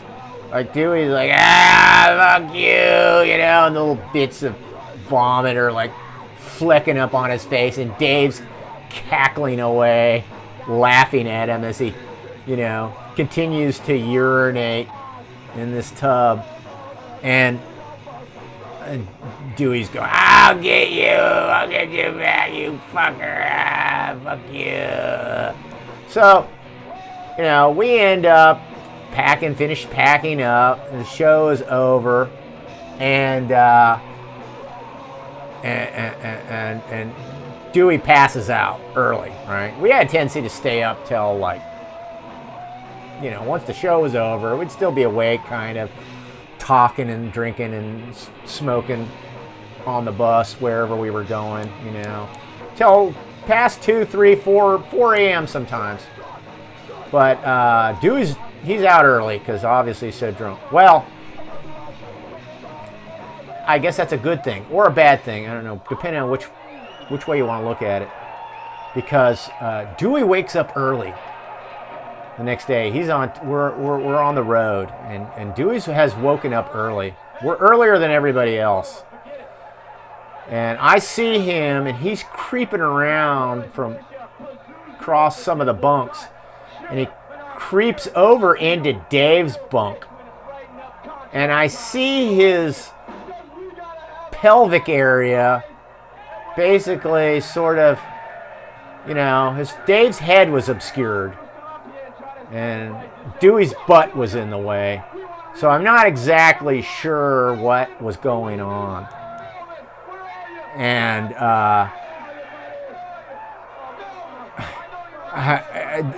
Dewey comes out of the bunk. He comes out of the bunk and, you know, what are you doing? And he goes, he smiles at me. I dick licked him. I gave him the dipstick, lipstick treatment while he was asleep. That was his comeback. It could have been worse, right? Could have been worse. Maybe it was worse. You know, I wonder what was on his dick. Anyhow, Dave slept through it, so he was lucky. And that's my masquerade show story, which you triggered with that word, masquerade. Dewey's revenge. It was revenge. Most foul.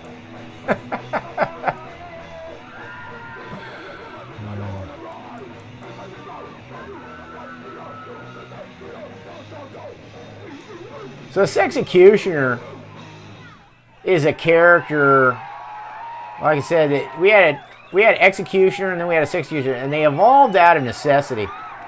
Before we thought to have a slave, we needed extra characters to administer violence or do something, you know, to the victims that we had on stage. Because sometimes Dave was busy. He couldn't get to the action. We just needed extra hand, basically.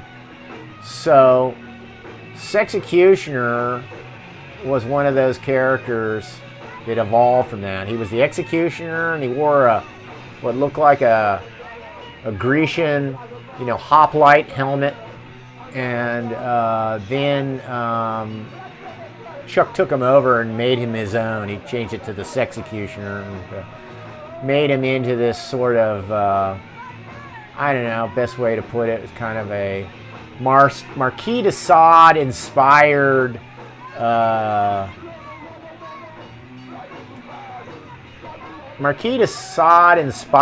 executioner of the, I don't know, eunuch executioner type.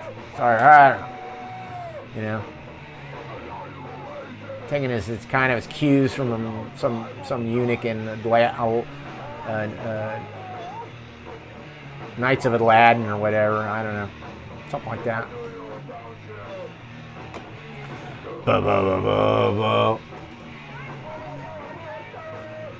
You mean Potts Pasture out by Potwin, El Dorado?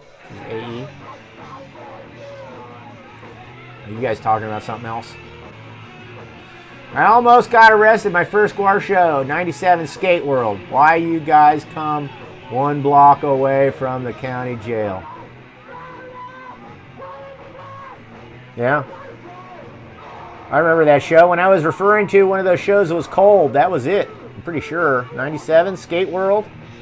We played on top of a skate ramp or something like that. It was hilarious because the best part of the show was Scott Crawls, a slave, died, and he, covered in blood, he just slid down the ramp, unconscious, pretending to be unconscious. It looked so cool, man. It looked so cool. Saw Typo and Cold Chamber there, too. Good show. I just remember Skate World had the best barbecue I've ever had in my life. They had barbecued ribs. They catered us with them. And they gave us all we could eat, and I swear to God, I could not stop eating them. They gave me all I could eat, and I ate all they could give me. I was just remember enjoying those ribs so much. Of course, most of the time, food is horrible. Right? Caterings consist of Somebody brings there's a package of white bread, cold cuts, mayo, maybe some mustard. And one of those, maybe if you're lucky, one of those little hors d'oeuvre trays that have the little vegetables in it. Here are some carrots, broccoli, some, ranch dressing in the middle of it all. Stuff like that. It's real typical. In fact, I'd have to say, touring made me hate cold cuts. Touring didn't make me hate pizza. It shows you how universally great pizza is. I never got tired of pizza. Even shitty, cheap pizza. I just never got tired of pizza. So, pizza the perfect food. Pizza, eat it for breakfast, eat it for lunch, eat it for dinner. Eat it hot, eat it cold. You don't even have to refrigerate it. You can leave pizza in the box for a day and a half, maybe 2, and come back to it. Dried up and all. Pizza jerky. Nice and chewy and hard, but still edible. Won't get you sick. It's not growing fungus. Yeah. Ate a lot of goddamn pizza on tour, but boy, I learned to hate cold cut sandwiches so much because of touring.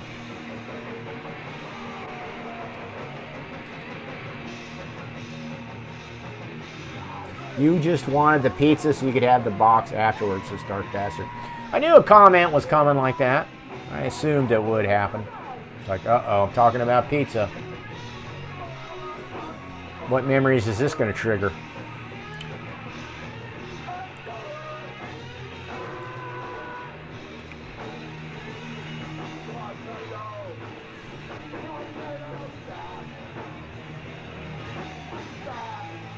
It's an energetic show. And I've heard shows that sounded worse. But when you record with basically the little speakers that are in a fucking camera, that's typical. I'll always remember one of our earliest shows we did, I think, at the Ritz or something like that in New York. That was one of the first ones where we felt like we were blowing up because we were playing in a large place. And I went to the bathroom, and one of the things I always liked about being in GWAR was people didn't recognize you. So you could be a fly on the wall and hear impartial and honest, commentary about the band from people. Because they'd say the truth because they didn't know you were in the band. I wasn't going around asking them, so what'd you think of the show? No, I didn't do that. But every once in a while, you'd just be hanging out and you overhear people talking about a show. So I'm in line. This guy Jolly or whatever used to sell bootleg versions of GWAR buttons. I don't know why, but he was a friend of ours, and so we would frequently go and hang out with him, talk to him, before or during the show, sometimes, or after the show, whatever. Before or after the show, not during. I'd be on stage. And so anyways, there's a bunch of kids milling about in front of his kiosk or whatever, his table, and looking at his buttons. And I overhear a couple of them talking about the show. And he said, oh yeah, they're lip syncing. Lip sync, I could tell. They weren't playing what was coming out of the speakers. And I was thinking to myself, I was like, why would we lip sync to such shitty music? We're lip syncing. Don't you think it would be a little tighter? It was cacophonous. Generally what I heard from side stage,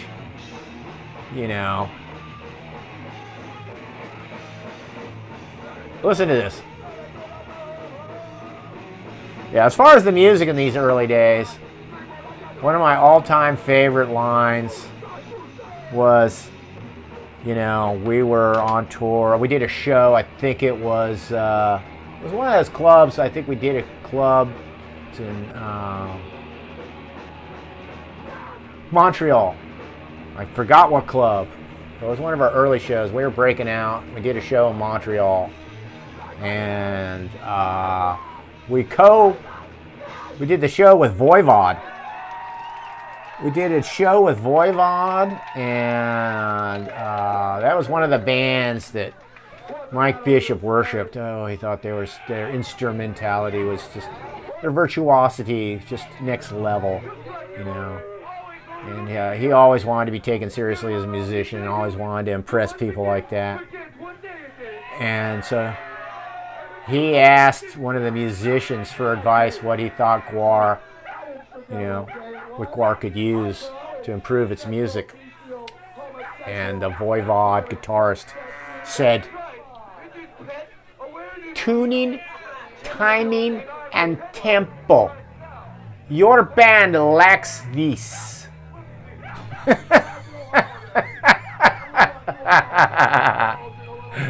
Oh, tuning, timing, tempo, that's everything, isn't it? Really, you like break it down musically, that's all of it. They had nothing. In other words, they had not the tuning, the timing, or the tempo. They lack these. I remember Bishop repeating that, laughing, half crying, you know. He had to laugh, but still, I know. He felt devastated to hear that. Gosh, what an awful racket, says none of your business. That was never right. You know, people thought that was an acronym for GWAR. GWAR was an acronym for that. And the story, that was one of the things that taught me an early example of why you don't trust the media. So some DC reporter, I guess he saw a show at 930 Club or something like that. And he did an article about GWAR in the music section. And he had declared that was, you know, in a declarative way, he wrote that that's what the name of the band was, God, What a Racket. GWAR, which stands for God, What a Racket. And that's the way he phrased it. And so, you know, back in those days, everybody goes on, I guess you go to the library or use that whatever thing that can search up,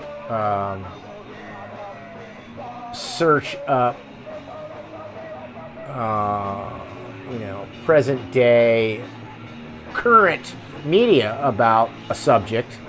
And so they would come across, they'd want to do some research on GWAR when they were doing a local article for their, you know, local, you know, sound zine, whatever, local entertainment section of their town. And so the first thing they'd come across is the Washington article and that statement, GWAR, which is God, What a Racket, and they would repeat it as if it was fact. And it was repeated as fact even into, I think, the Encyclopedia of Heavy Metal. I'm pretty sure it's in there. It's in the Encyclopedia of Heavy Metal, and they repeat it as if it is fact. So irritating because, you know, at any point in time, you can ask GWAR what it stands for. And it stands for nothing. It was a power word, which originally that was the conception. I believe it was, best as we could figure out, it was Tim Meadows. Tim Meadows, I believe, who was the lead singer for a while with a band called Armpit that Dave had. It was one of his side project bands, and he had a lot of them. Armpit, Derriere, all these different kinds of bands. But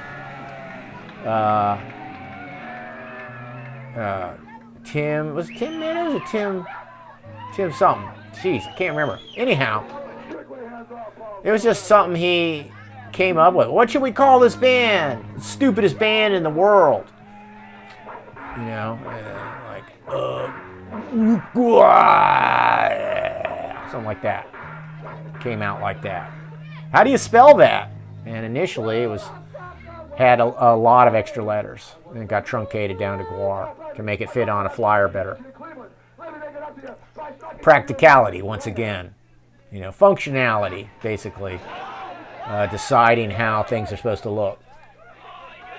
Because if you only got it down to 4 letters, that means the print can be that much bigger on a little 8x11 flyer that's going on a, you know, it's readable from a greater distance, the fewer letters you use. And so got shortened down to GWAR. And that's where the name comes from, but it means nothing. It's a power word.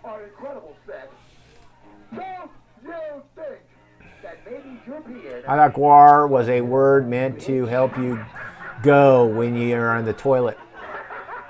That, I think, is fits. Yeah. It's a power word. Whatever you need power to do. Whether it's to cleave somebody's head off or take a shit, you can use that word. You know, kind of like a key in Taekwondo. You know, chop, choppity chop chop. This, of course, is Scott Crawl, I believe. As look at him, he's really good with the double dildo nunchuck, man. He'd practice all the time with that. He took that seriously. Of course, he was always into martial arts as well. But Scott Crawl is a great stage actor, comedic stage actor. He, of course, is GWAR. And he was the perfect person to build a large monster on. You want that. You want somebody 6'3", 6'4", and real skinny. Strong, but thin. And you can hang a lot of gear on him, and it'll stay in proportion, you know. Like if I wanted to make a character, a foam rubber Hulk or thing, I want to build it on a guy like him. Somebody who's real thin and strong, wiry. Plenty of room to add mass and stuff and not lose proportion.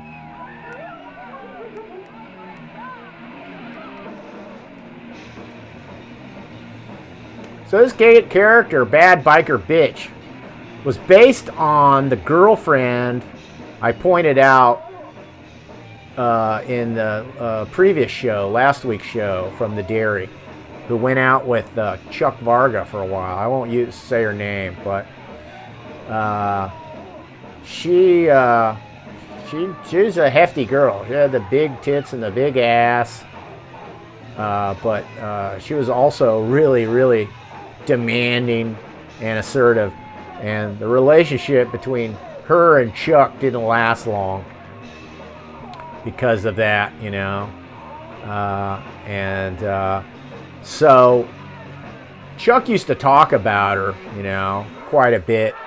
And eventually she became the basis or inspiration for this character that never fully went away. Bad Biker Bitch was always this basically human archetype. You could call her girl boss as well, but yeah. This a human archetype that never went away. And this is the other early human archetype that we had reoccurring constantly, which was played by Mike Bonner, and it's the redneck from hell. Redneck from hell. Yeah, he's mad because you fucked with my sister. You know, he's sitting there. The Bad Biker Bitch is his sister, and now he's mad, and so he's coming after GWAR. Right? Now they're gonna have a fight. This is awesome. Also dangerous. And here's the thing: Dave was a scary character to have this kind of fight with. I think Matt McGuire has like 7 or 8, suffered 7 or 8 concussions over the course of his GWAR career. And one of the reasons why is because he'd often play decaps, which is a bad idea because he's already 5'10". So when you have the fake head and shoulders above you, you know, you're forcing Odorous to go kind of high. And if Odorous with the sword misses the face, if he comes in low and catches neck and shoulders, he's actually bouncing it off of the stuntman's head. He's bouncing that blade off of the stuntman's head, and that's where Matt McGuire would get a lot of his concussions from. Was low blows from Dave, you know. decapitating people. And it always irritated me, because to me, Mike Bonner and Bob Gorman were the two ideal decap persons, because they're short. They're short, and so when you put that extra head and shoulders on them, you know, they're just a kind of a tall person. When Matt McGuire would wear it, it was just a freakishly giant person. It didn't look right, and it was dangerous, as it turned out. Lots of you know, fiberglass blades bouncing off your dome. Was he Skullhead Face? I'm assuming you're talking about Scott Krall. Yes. Yes, he was Skullhead Face. He loved being that character. He did a good job. I think overall I did a very good job.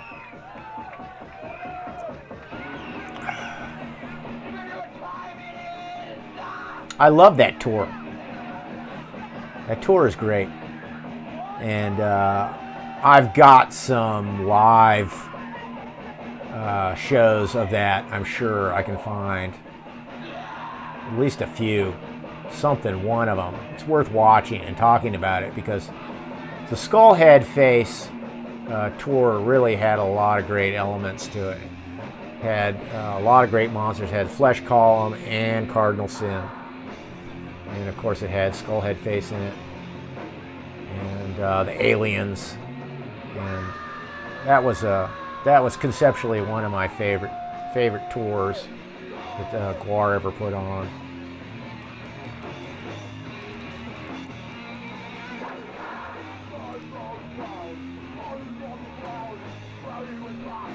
And the Vulture as well.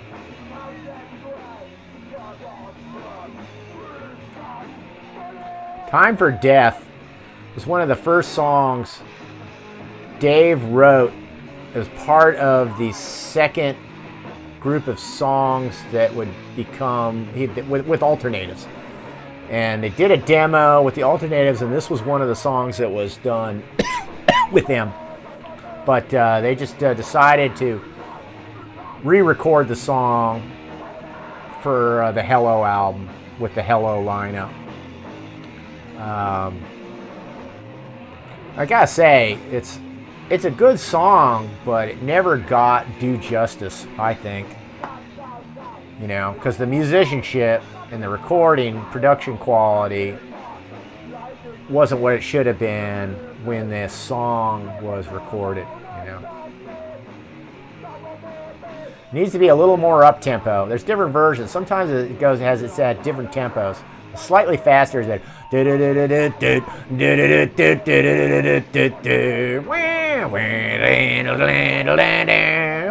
What's time for death? Ah, see, they changed the tempo in the middle of the song. That's interesting. I didn't know they did that.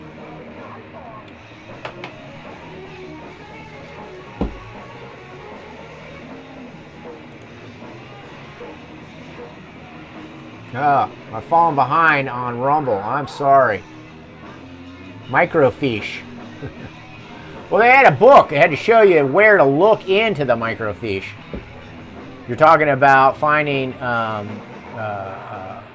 media, you know, research at the library, or newspaper, magazine, article research at the library. What they call that thing? I don't know. I remember when they made us in school learn how to use one. Boy, that was tedious. Kansas, there is literally nothing to do. When decent shows came to town, we went all the fuck out. We wanted those bands to come back. AE, it worked.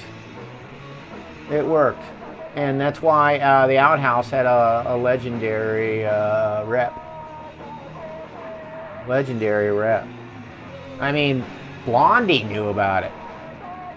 Deborah Harry and Chris Stein knew about the Outhouse. I'd say the place that has the best acoustics is in Wichita was the Coyote Club. I saw a lot of bands there. Did GWAR ever play there? I wouldn't remember.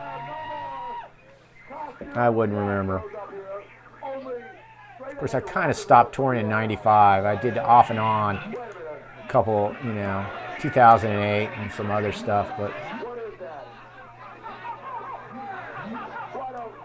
Why don't you tell me what that is? And don't tell me that you're pregnant. oh, this is the abortion.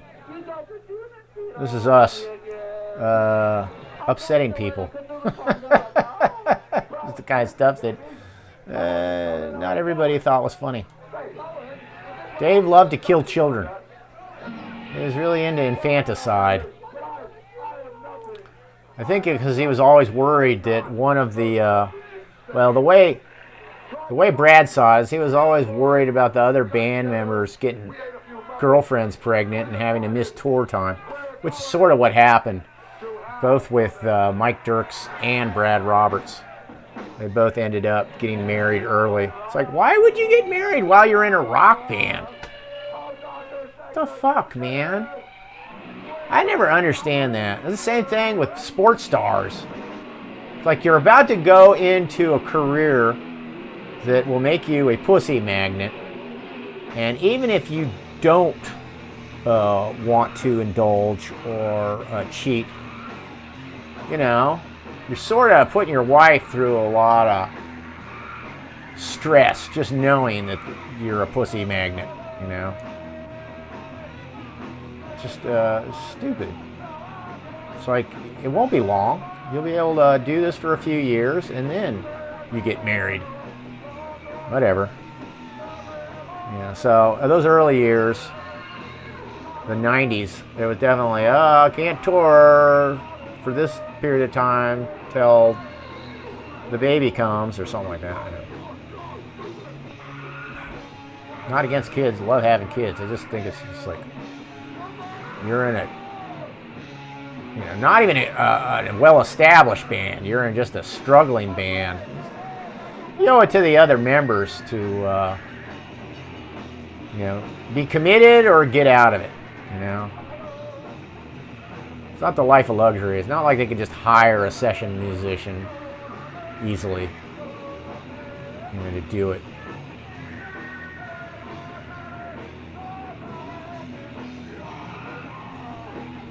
Captain Crunch.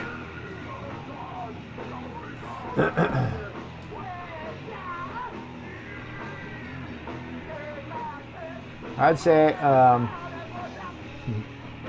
Rock Island was okay, but many UC cops hung out there because all the bartenders were dealing.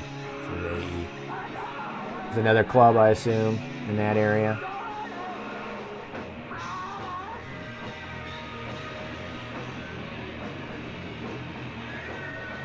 Some versions of songs on Bloodbath and Beyond sound amazing.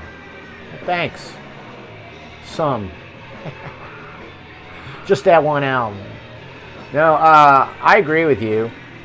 My favorite albums are Violence Has Arrived and Beyond Hell. That's the era musically I like the best of GWAR. Even though I wasn't very involved in it. I just think that was when that was a good. Corey Smoot really helped evolve the sound. And him and Dave meshed pretty good musically. And you still had Dirks, was very influential in writing that music as well. Not like it was just Dave and Corey Smoot. But Corey really helped give it that sound, and to push the music in a more intense, aggressive direction, I would say. Especially after it went through a period of what was essentially kind of silly. It got really silly with Carnival Chaos and We Kill Everything. Music had kind of gotten self-indulgent. And that's what happens if you leave Dave to his own devices. Dave will take it in a very silly, kind of nutty way. And a lot of people appreciate that and like that. Fish fuck and, fucking an animal, things like that are very, very much Dave-inspired songs and ideas. But,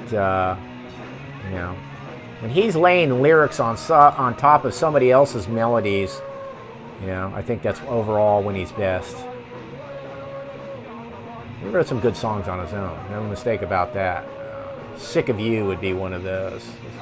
It's got that classic Dave Brocky catchiness. But if he dominates the songwriting on an album, you're more likely to end up with We Kill Everything or Fucking Animal, you know. I don't know if he wrote all the songs on those albums, but it just felt like that was the Dave, you know, very much a Dave-centric sort of sound to those albums, right? I love that about Dave. I do. I love the silly stuff. But at the same time, not everybody does, right? You know? Not everybody. So. Where you and Dave introduced random GWAR shows? What? Talking about the compilation video?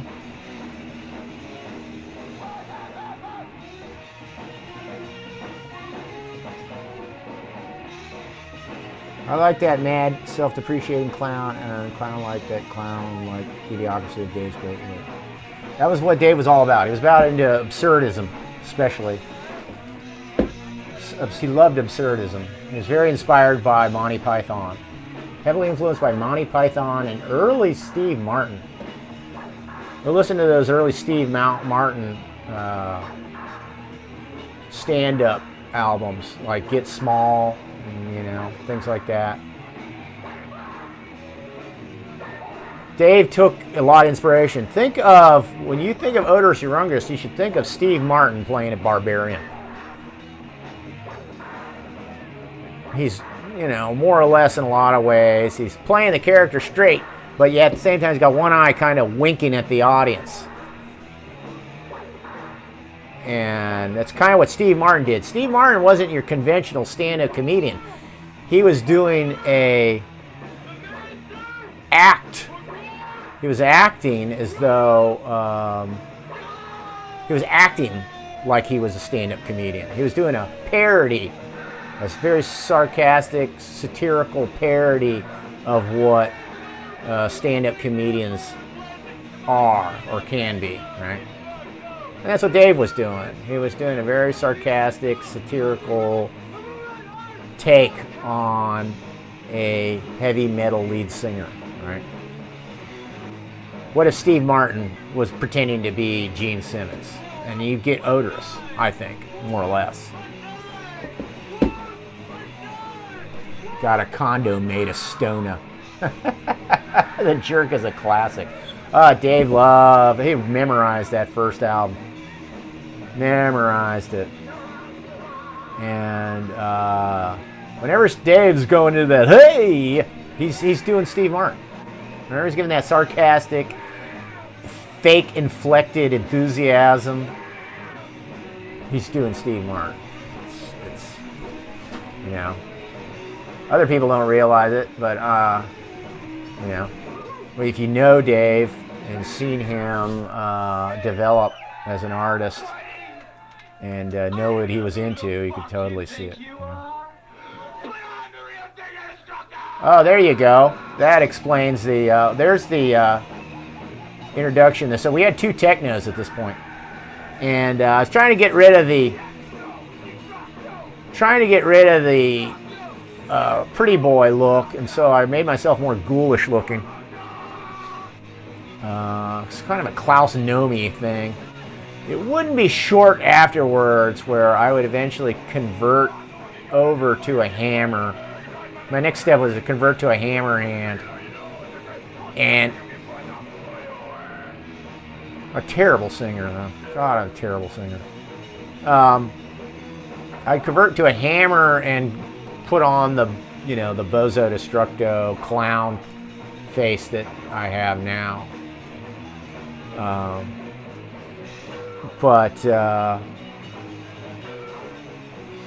You know, it was funny. I sit there and I watch these early shows, and one thing they had is tons of energy. It didn't look like stuff as much like we were pulling punches, and kind of we weren't. We really were kind of landing contact. It's just like wrestling. Work sells better if you are, you know, at least partially landing the blows. Now, I hate to say this. I don't want to denigrate the new GWAR, but new GWAR is like,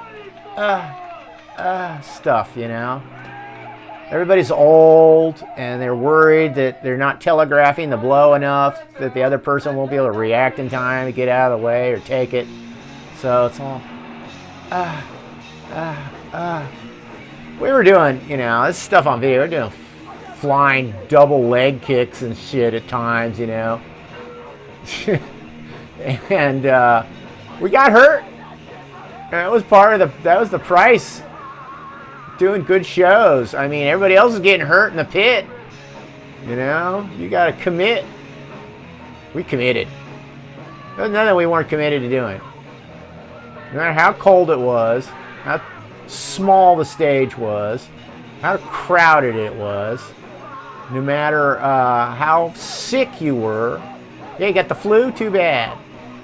Take some NyQuil and some crank. You know, get on stage. Show must go on. That was always the attitude. We did a show. It was up in, I believe, Connecticut. I can't remember the place. And we all caught the flu. We were all deathly ill. It wasn't just a cold, bad head cold. It was a flu, fever, whole 9 yards. We were like death the next day, getting up out of bed. We did the show.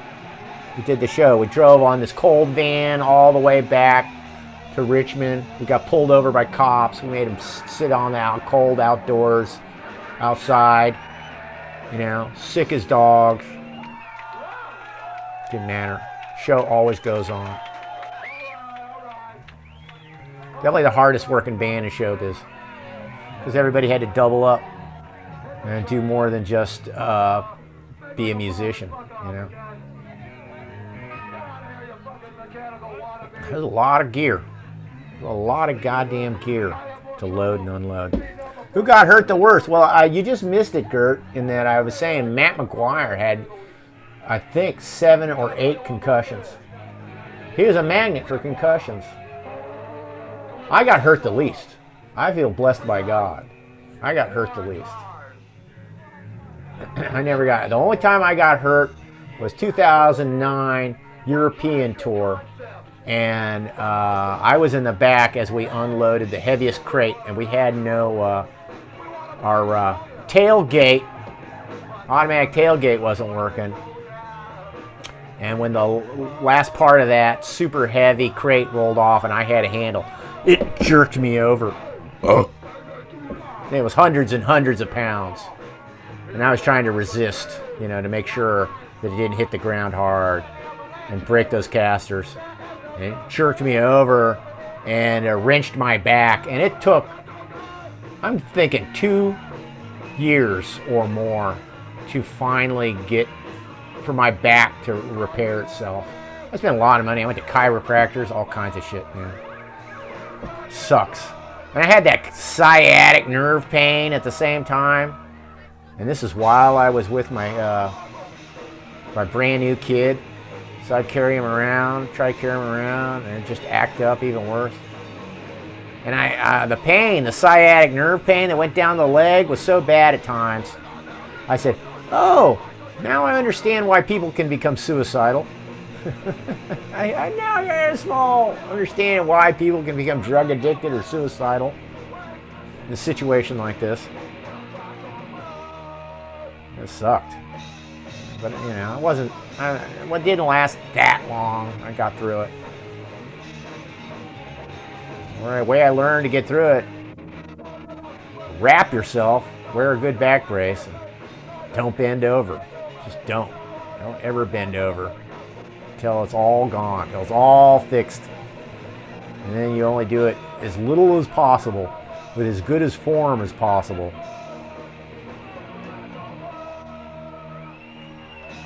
No news flash there. I think everybody knows that.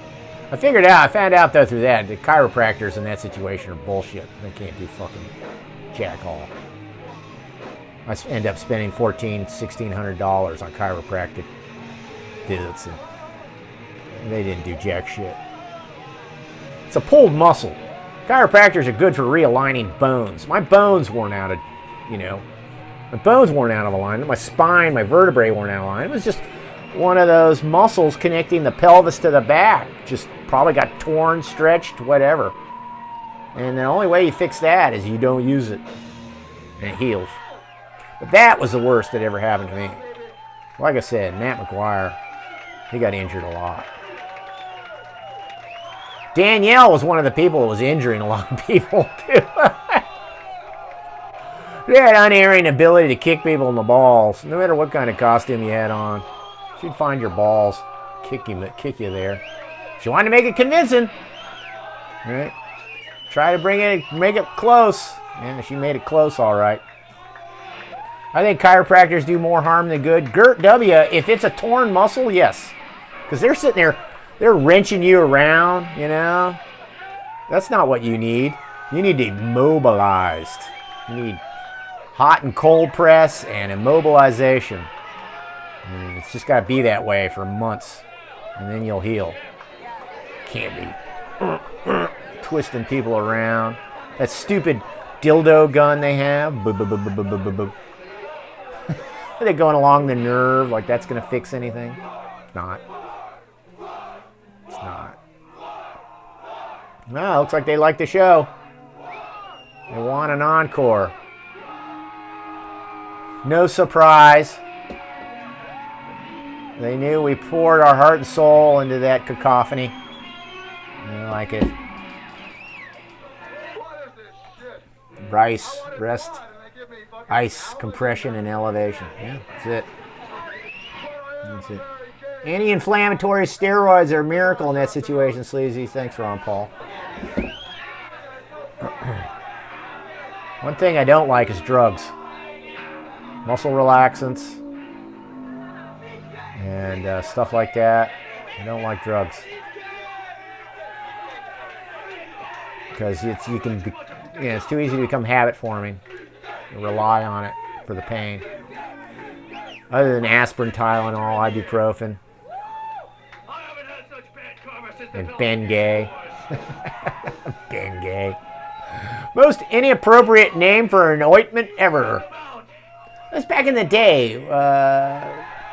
People didn't notice gay innuendos as much. Right. Got some lower back pain, Jim? Try this. Bengay. You've been gay? No, it's the ointment. That's what it's called.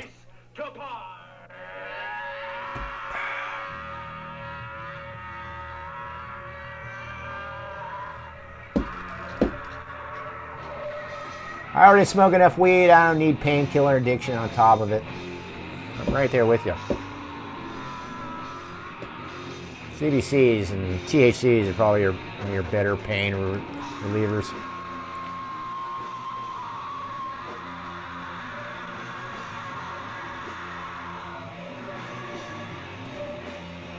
So this is Mike Bishop's first singing. This is the first song he sang. Cool place to park.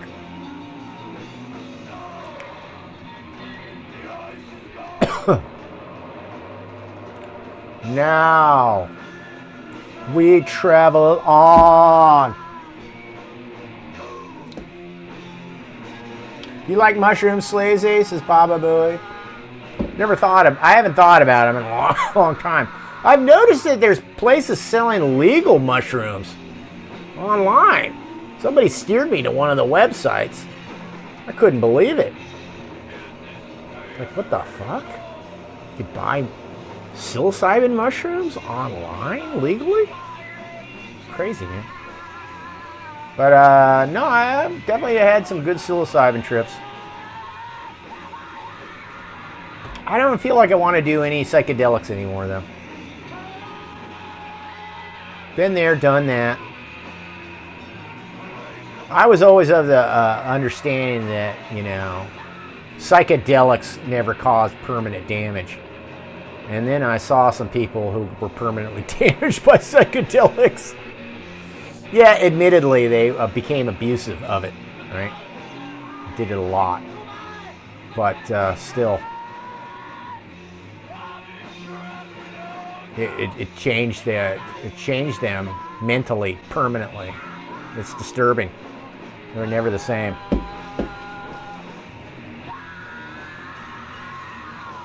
They have chocolate bars and gummies that are psychedelic now, Baba Booey. Too much LSD will fry some neurons. That's what it seems like to me.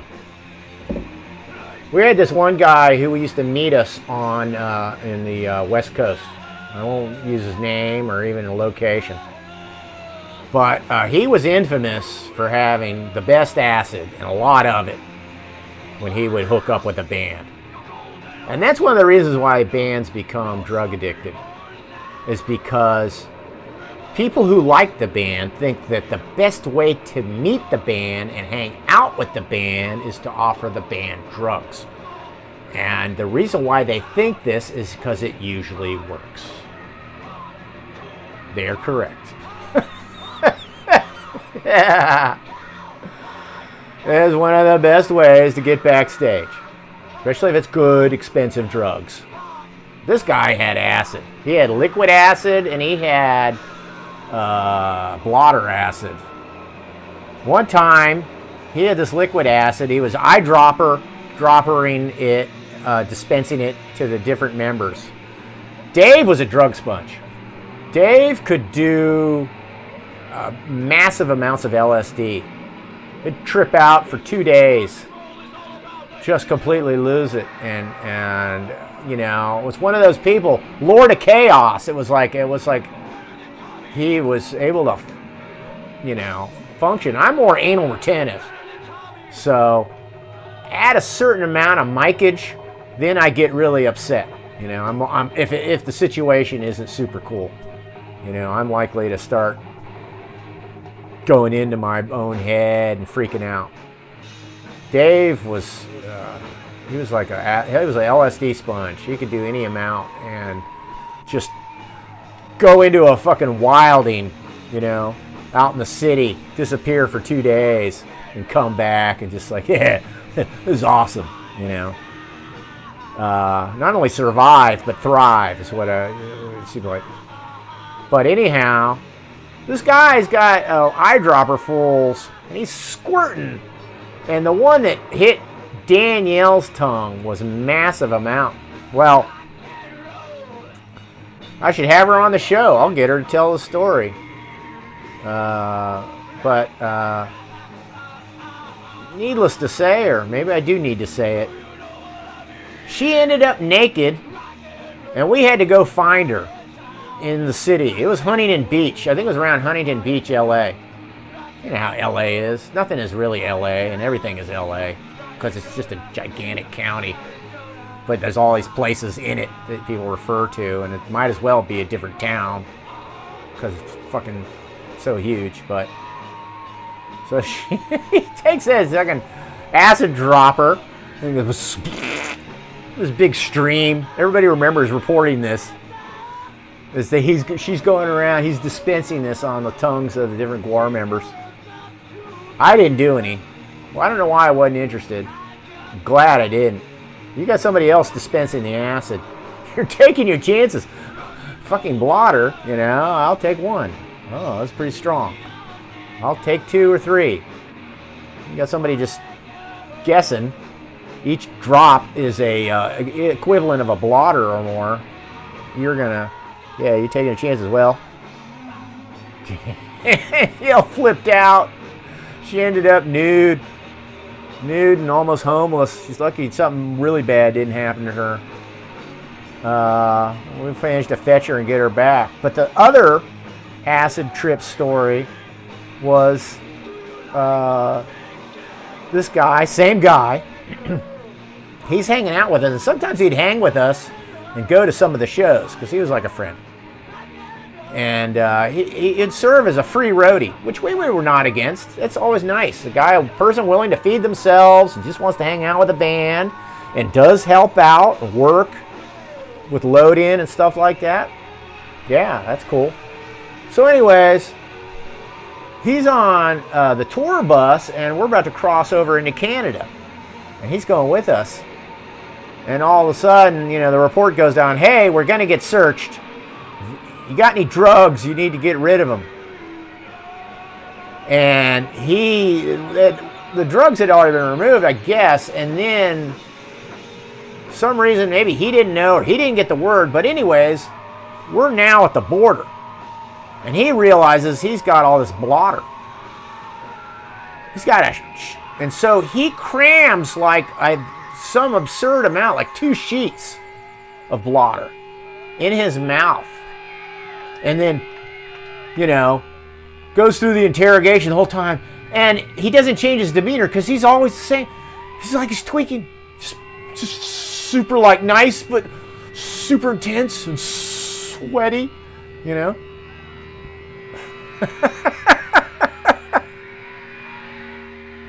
But I mean, that was more acid than anybody had seen one person do and survive, you know, go through it. But needless to say, I think he ended up doing time in prison.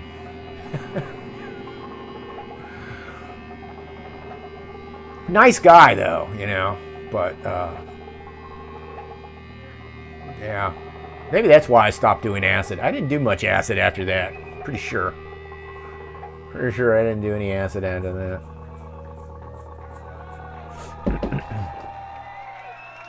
It's called a dropper for a reason. Yeah. Well, he wasn't using it as a dropper. It was a turkey baster squirter for him. Oh, you want some? Yeah. It was your classic Northern Californian, though. It's like what you would expect will turn into a total homeless San Francisco, you know, drug casualty. Sad when you think about it. Maybe he didn't.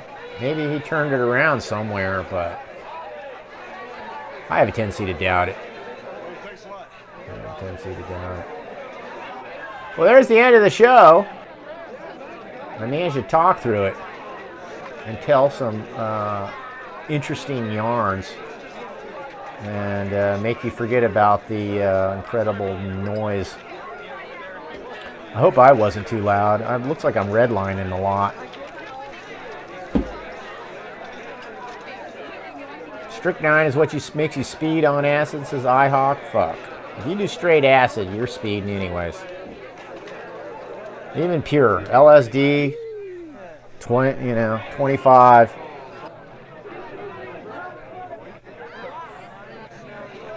You do enough, it's intense.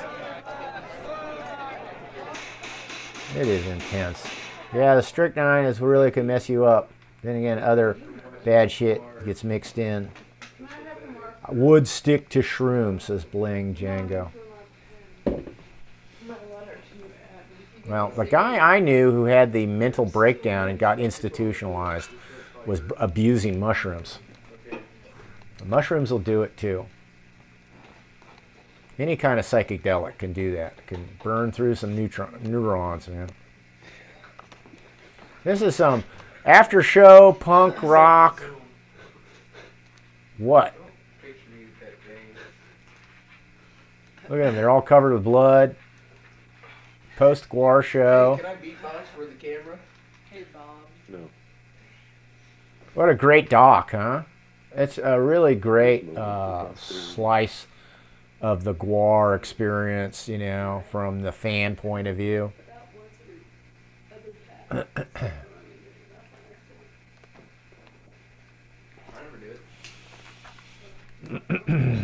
time is it? Oh, shit. This is almost a 3-hour show. I didn't know this thing would last this long. From here on out, it's just a VHS. Random shit from television. I don't know what... I don't know what... Look, there's some Saturday Night Live on here, on this file. And then friends and I were celebrating the death of Richard Nixon. This guy, Now there's remember no- him? I don't remember him. Pressure in an Joe important Piscopo like this doing is Sinatra. sure I did like Joe changes the Piscopo's results of Sinatra. the sale. Mary, you cannot use reason in a situation like this. The issue was not All right. live airplanes. Uh, The issue was, are you with the anyways, you're not here to see that. We're here to close this out. And I think this is as good a place as any to close it out.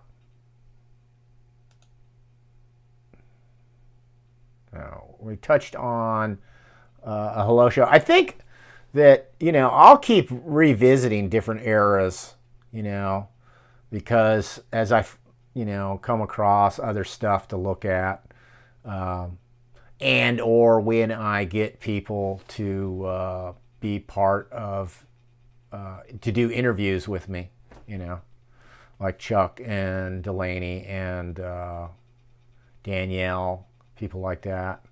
We'll revisit these eras with them. So I'll probably come back and do Hello multiple times, just from different points of view. I'd love to have Hunter on the show, just because he can talk about the conflict with me when he first came back. If he would open up about that, I think that would be great,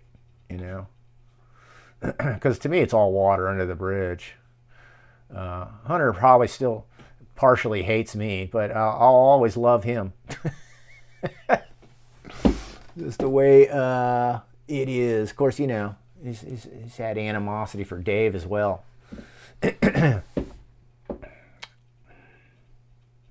So I'm in good company. Yeah. That was wild when he said that in the documentary and he left it in there. That was wow.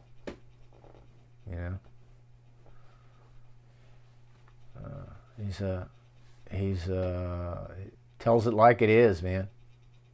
All right, thanks for showing up, guys. Appreciate. I hope you had an okay time. And I'll be back. I guess at this point, next point, I guess I'll probably run Phallus. That would make sense now. So I've jumped from Dairy to Hello to it'll be Phallus. It makes sense to watch Phallus because it's all over the YouTube already. But I was the effects coordinator on that, and those two movies, Phallus and Skullhead Face. And so I take that back. I was effects coordinator on Skullhead Face, not Phallus as well. I did a lot of the effects, but not the coordinator on that. I don't know who was. Oh, but I was the one who put together the production company, which was half stupid and half successful. Same thing with Skullhead Face. I ran into, I don't even want to say his name. He'll probably try to sue us. But the guy that got involved in filming Phallus, that's a wild story. So, and he's so paranoid, he'd probably watch the show and then get mad at me for saying, he's probably mad at me right now because he thinks the people will be able to infer who he is. So anyways, was Skullhead before Phallus? No, Phallus was before Skullhead. So, yeah, thanks for hanging out. I'll see you next week. Same bat time, same bat channel. And it probably will be Phallus era, Scum Dogs. I guess, no, actually, I got to run Live from Antarctica because that's the Scum Dogs album. Phallus is the next step, come to think of it. Oh, Sleazy, you're in the band and you're already fucking up canon. Way to go. Yeah, the visual accompaniment to Scum Dogs of the Universe is Live from Antarctica. So that probably shouldn't be very hard to find. It's probably I could just run it on YouTube. Probably from everything here on out, I can just find on YouTube and run it and react to it. And then I'll get hit with a copyright strike. Those people have these films up for, who have no rights to them and they're running them. It kills me. I went to Metal Blade and asked them, can I, You know, when I was trying to make GWAR TV, can we run Phallus and Skullhead Face on there? And they said no. I said, they said, we're trying to do a subscription TV service ourselves. And they didn't want to give it to us. And of course, they never did. Never did. They never ran, put up any kind of subscription service, anything. So stupid. All right, guys. Anyways, great hanging out with you. And yeah, I'll see you next week with, looks like, talk about the Scumdogs era. So, and then anyways, tomorrow night, as usual on Rumble, Sleazy P Martini, chicken out. No, don't do that. Don't ruin that character. All right, I'll see you later.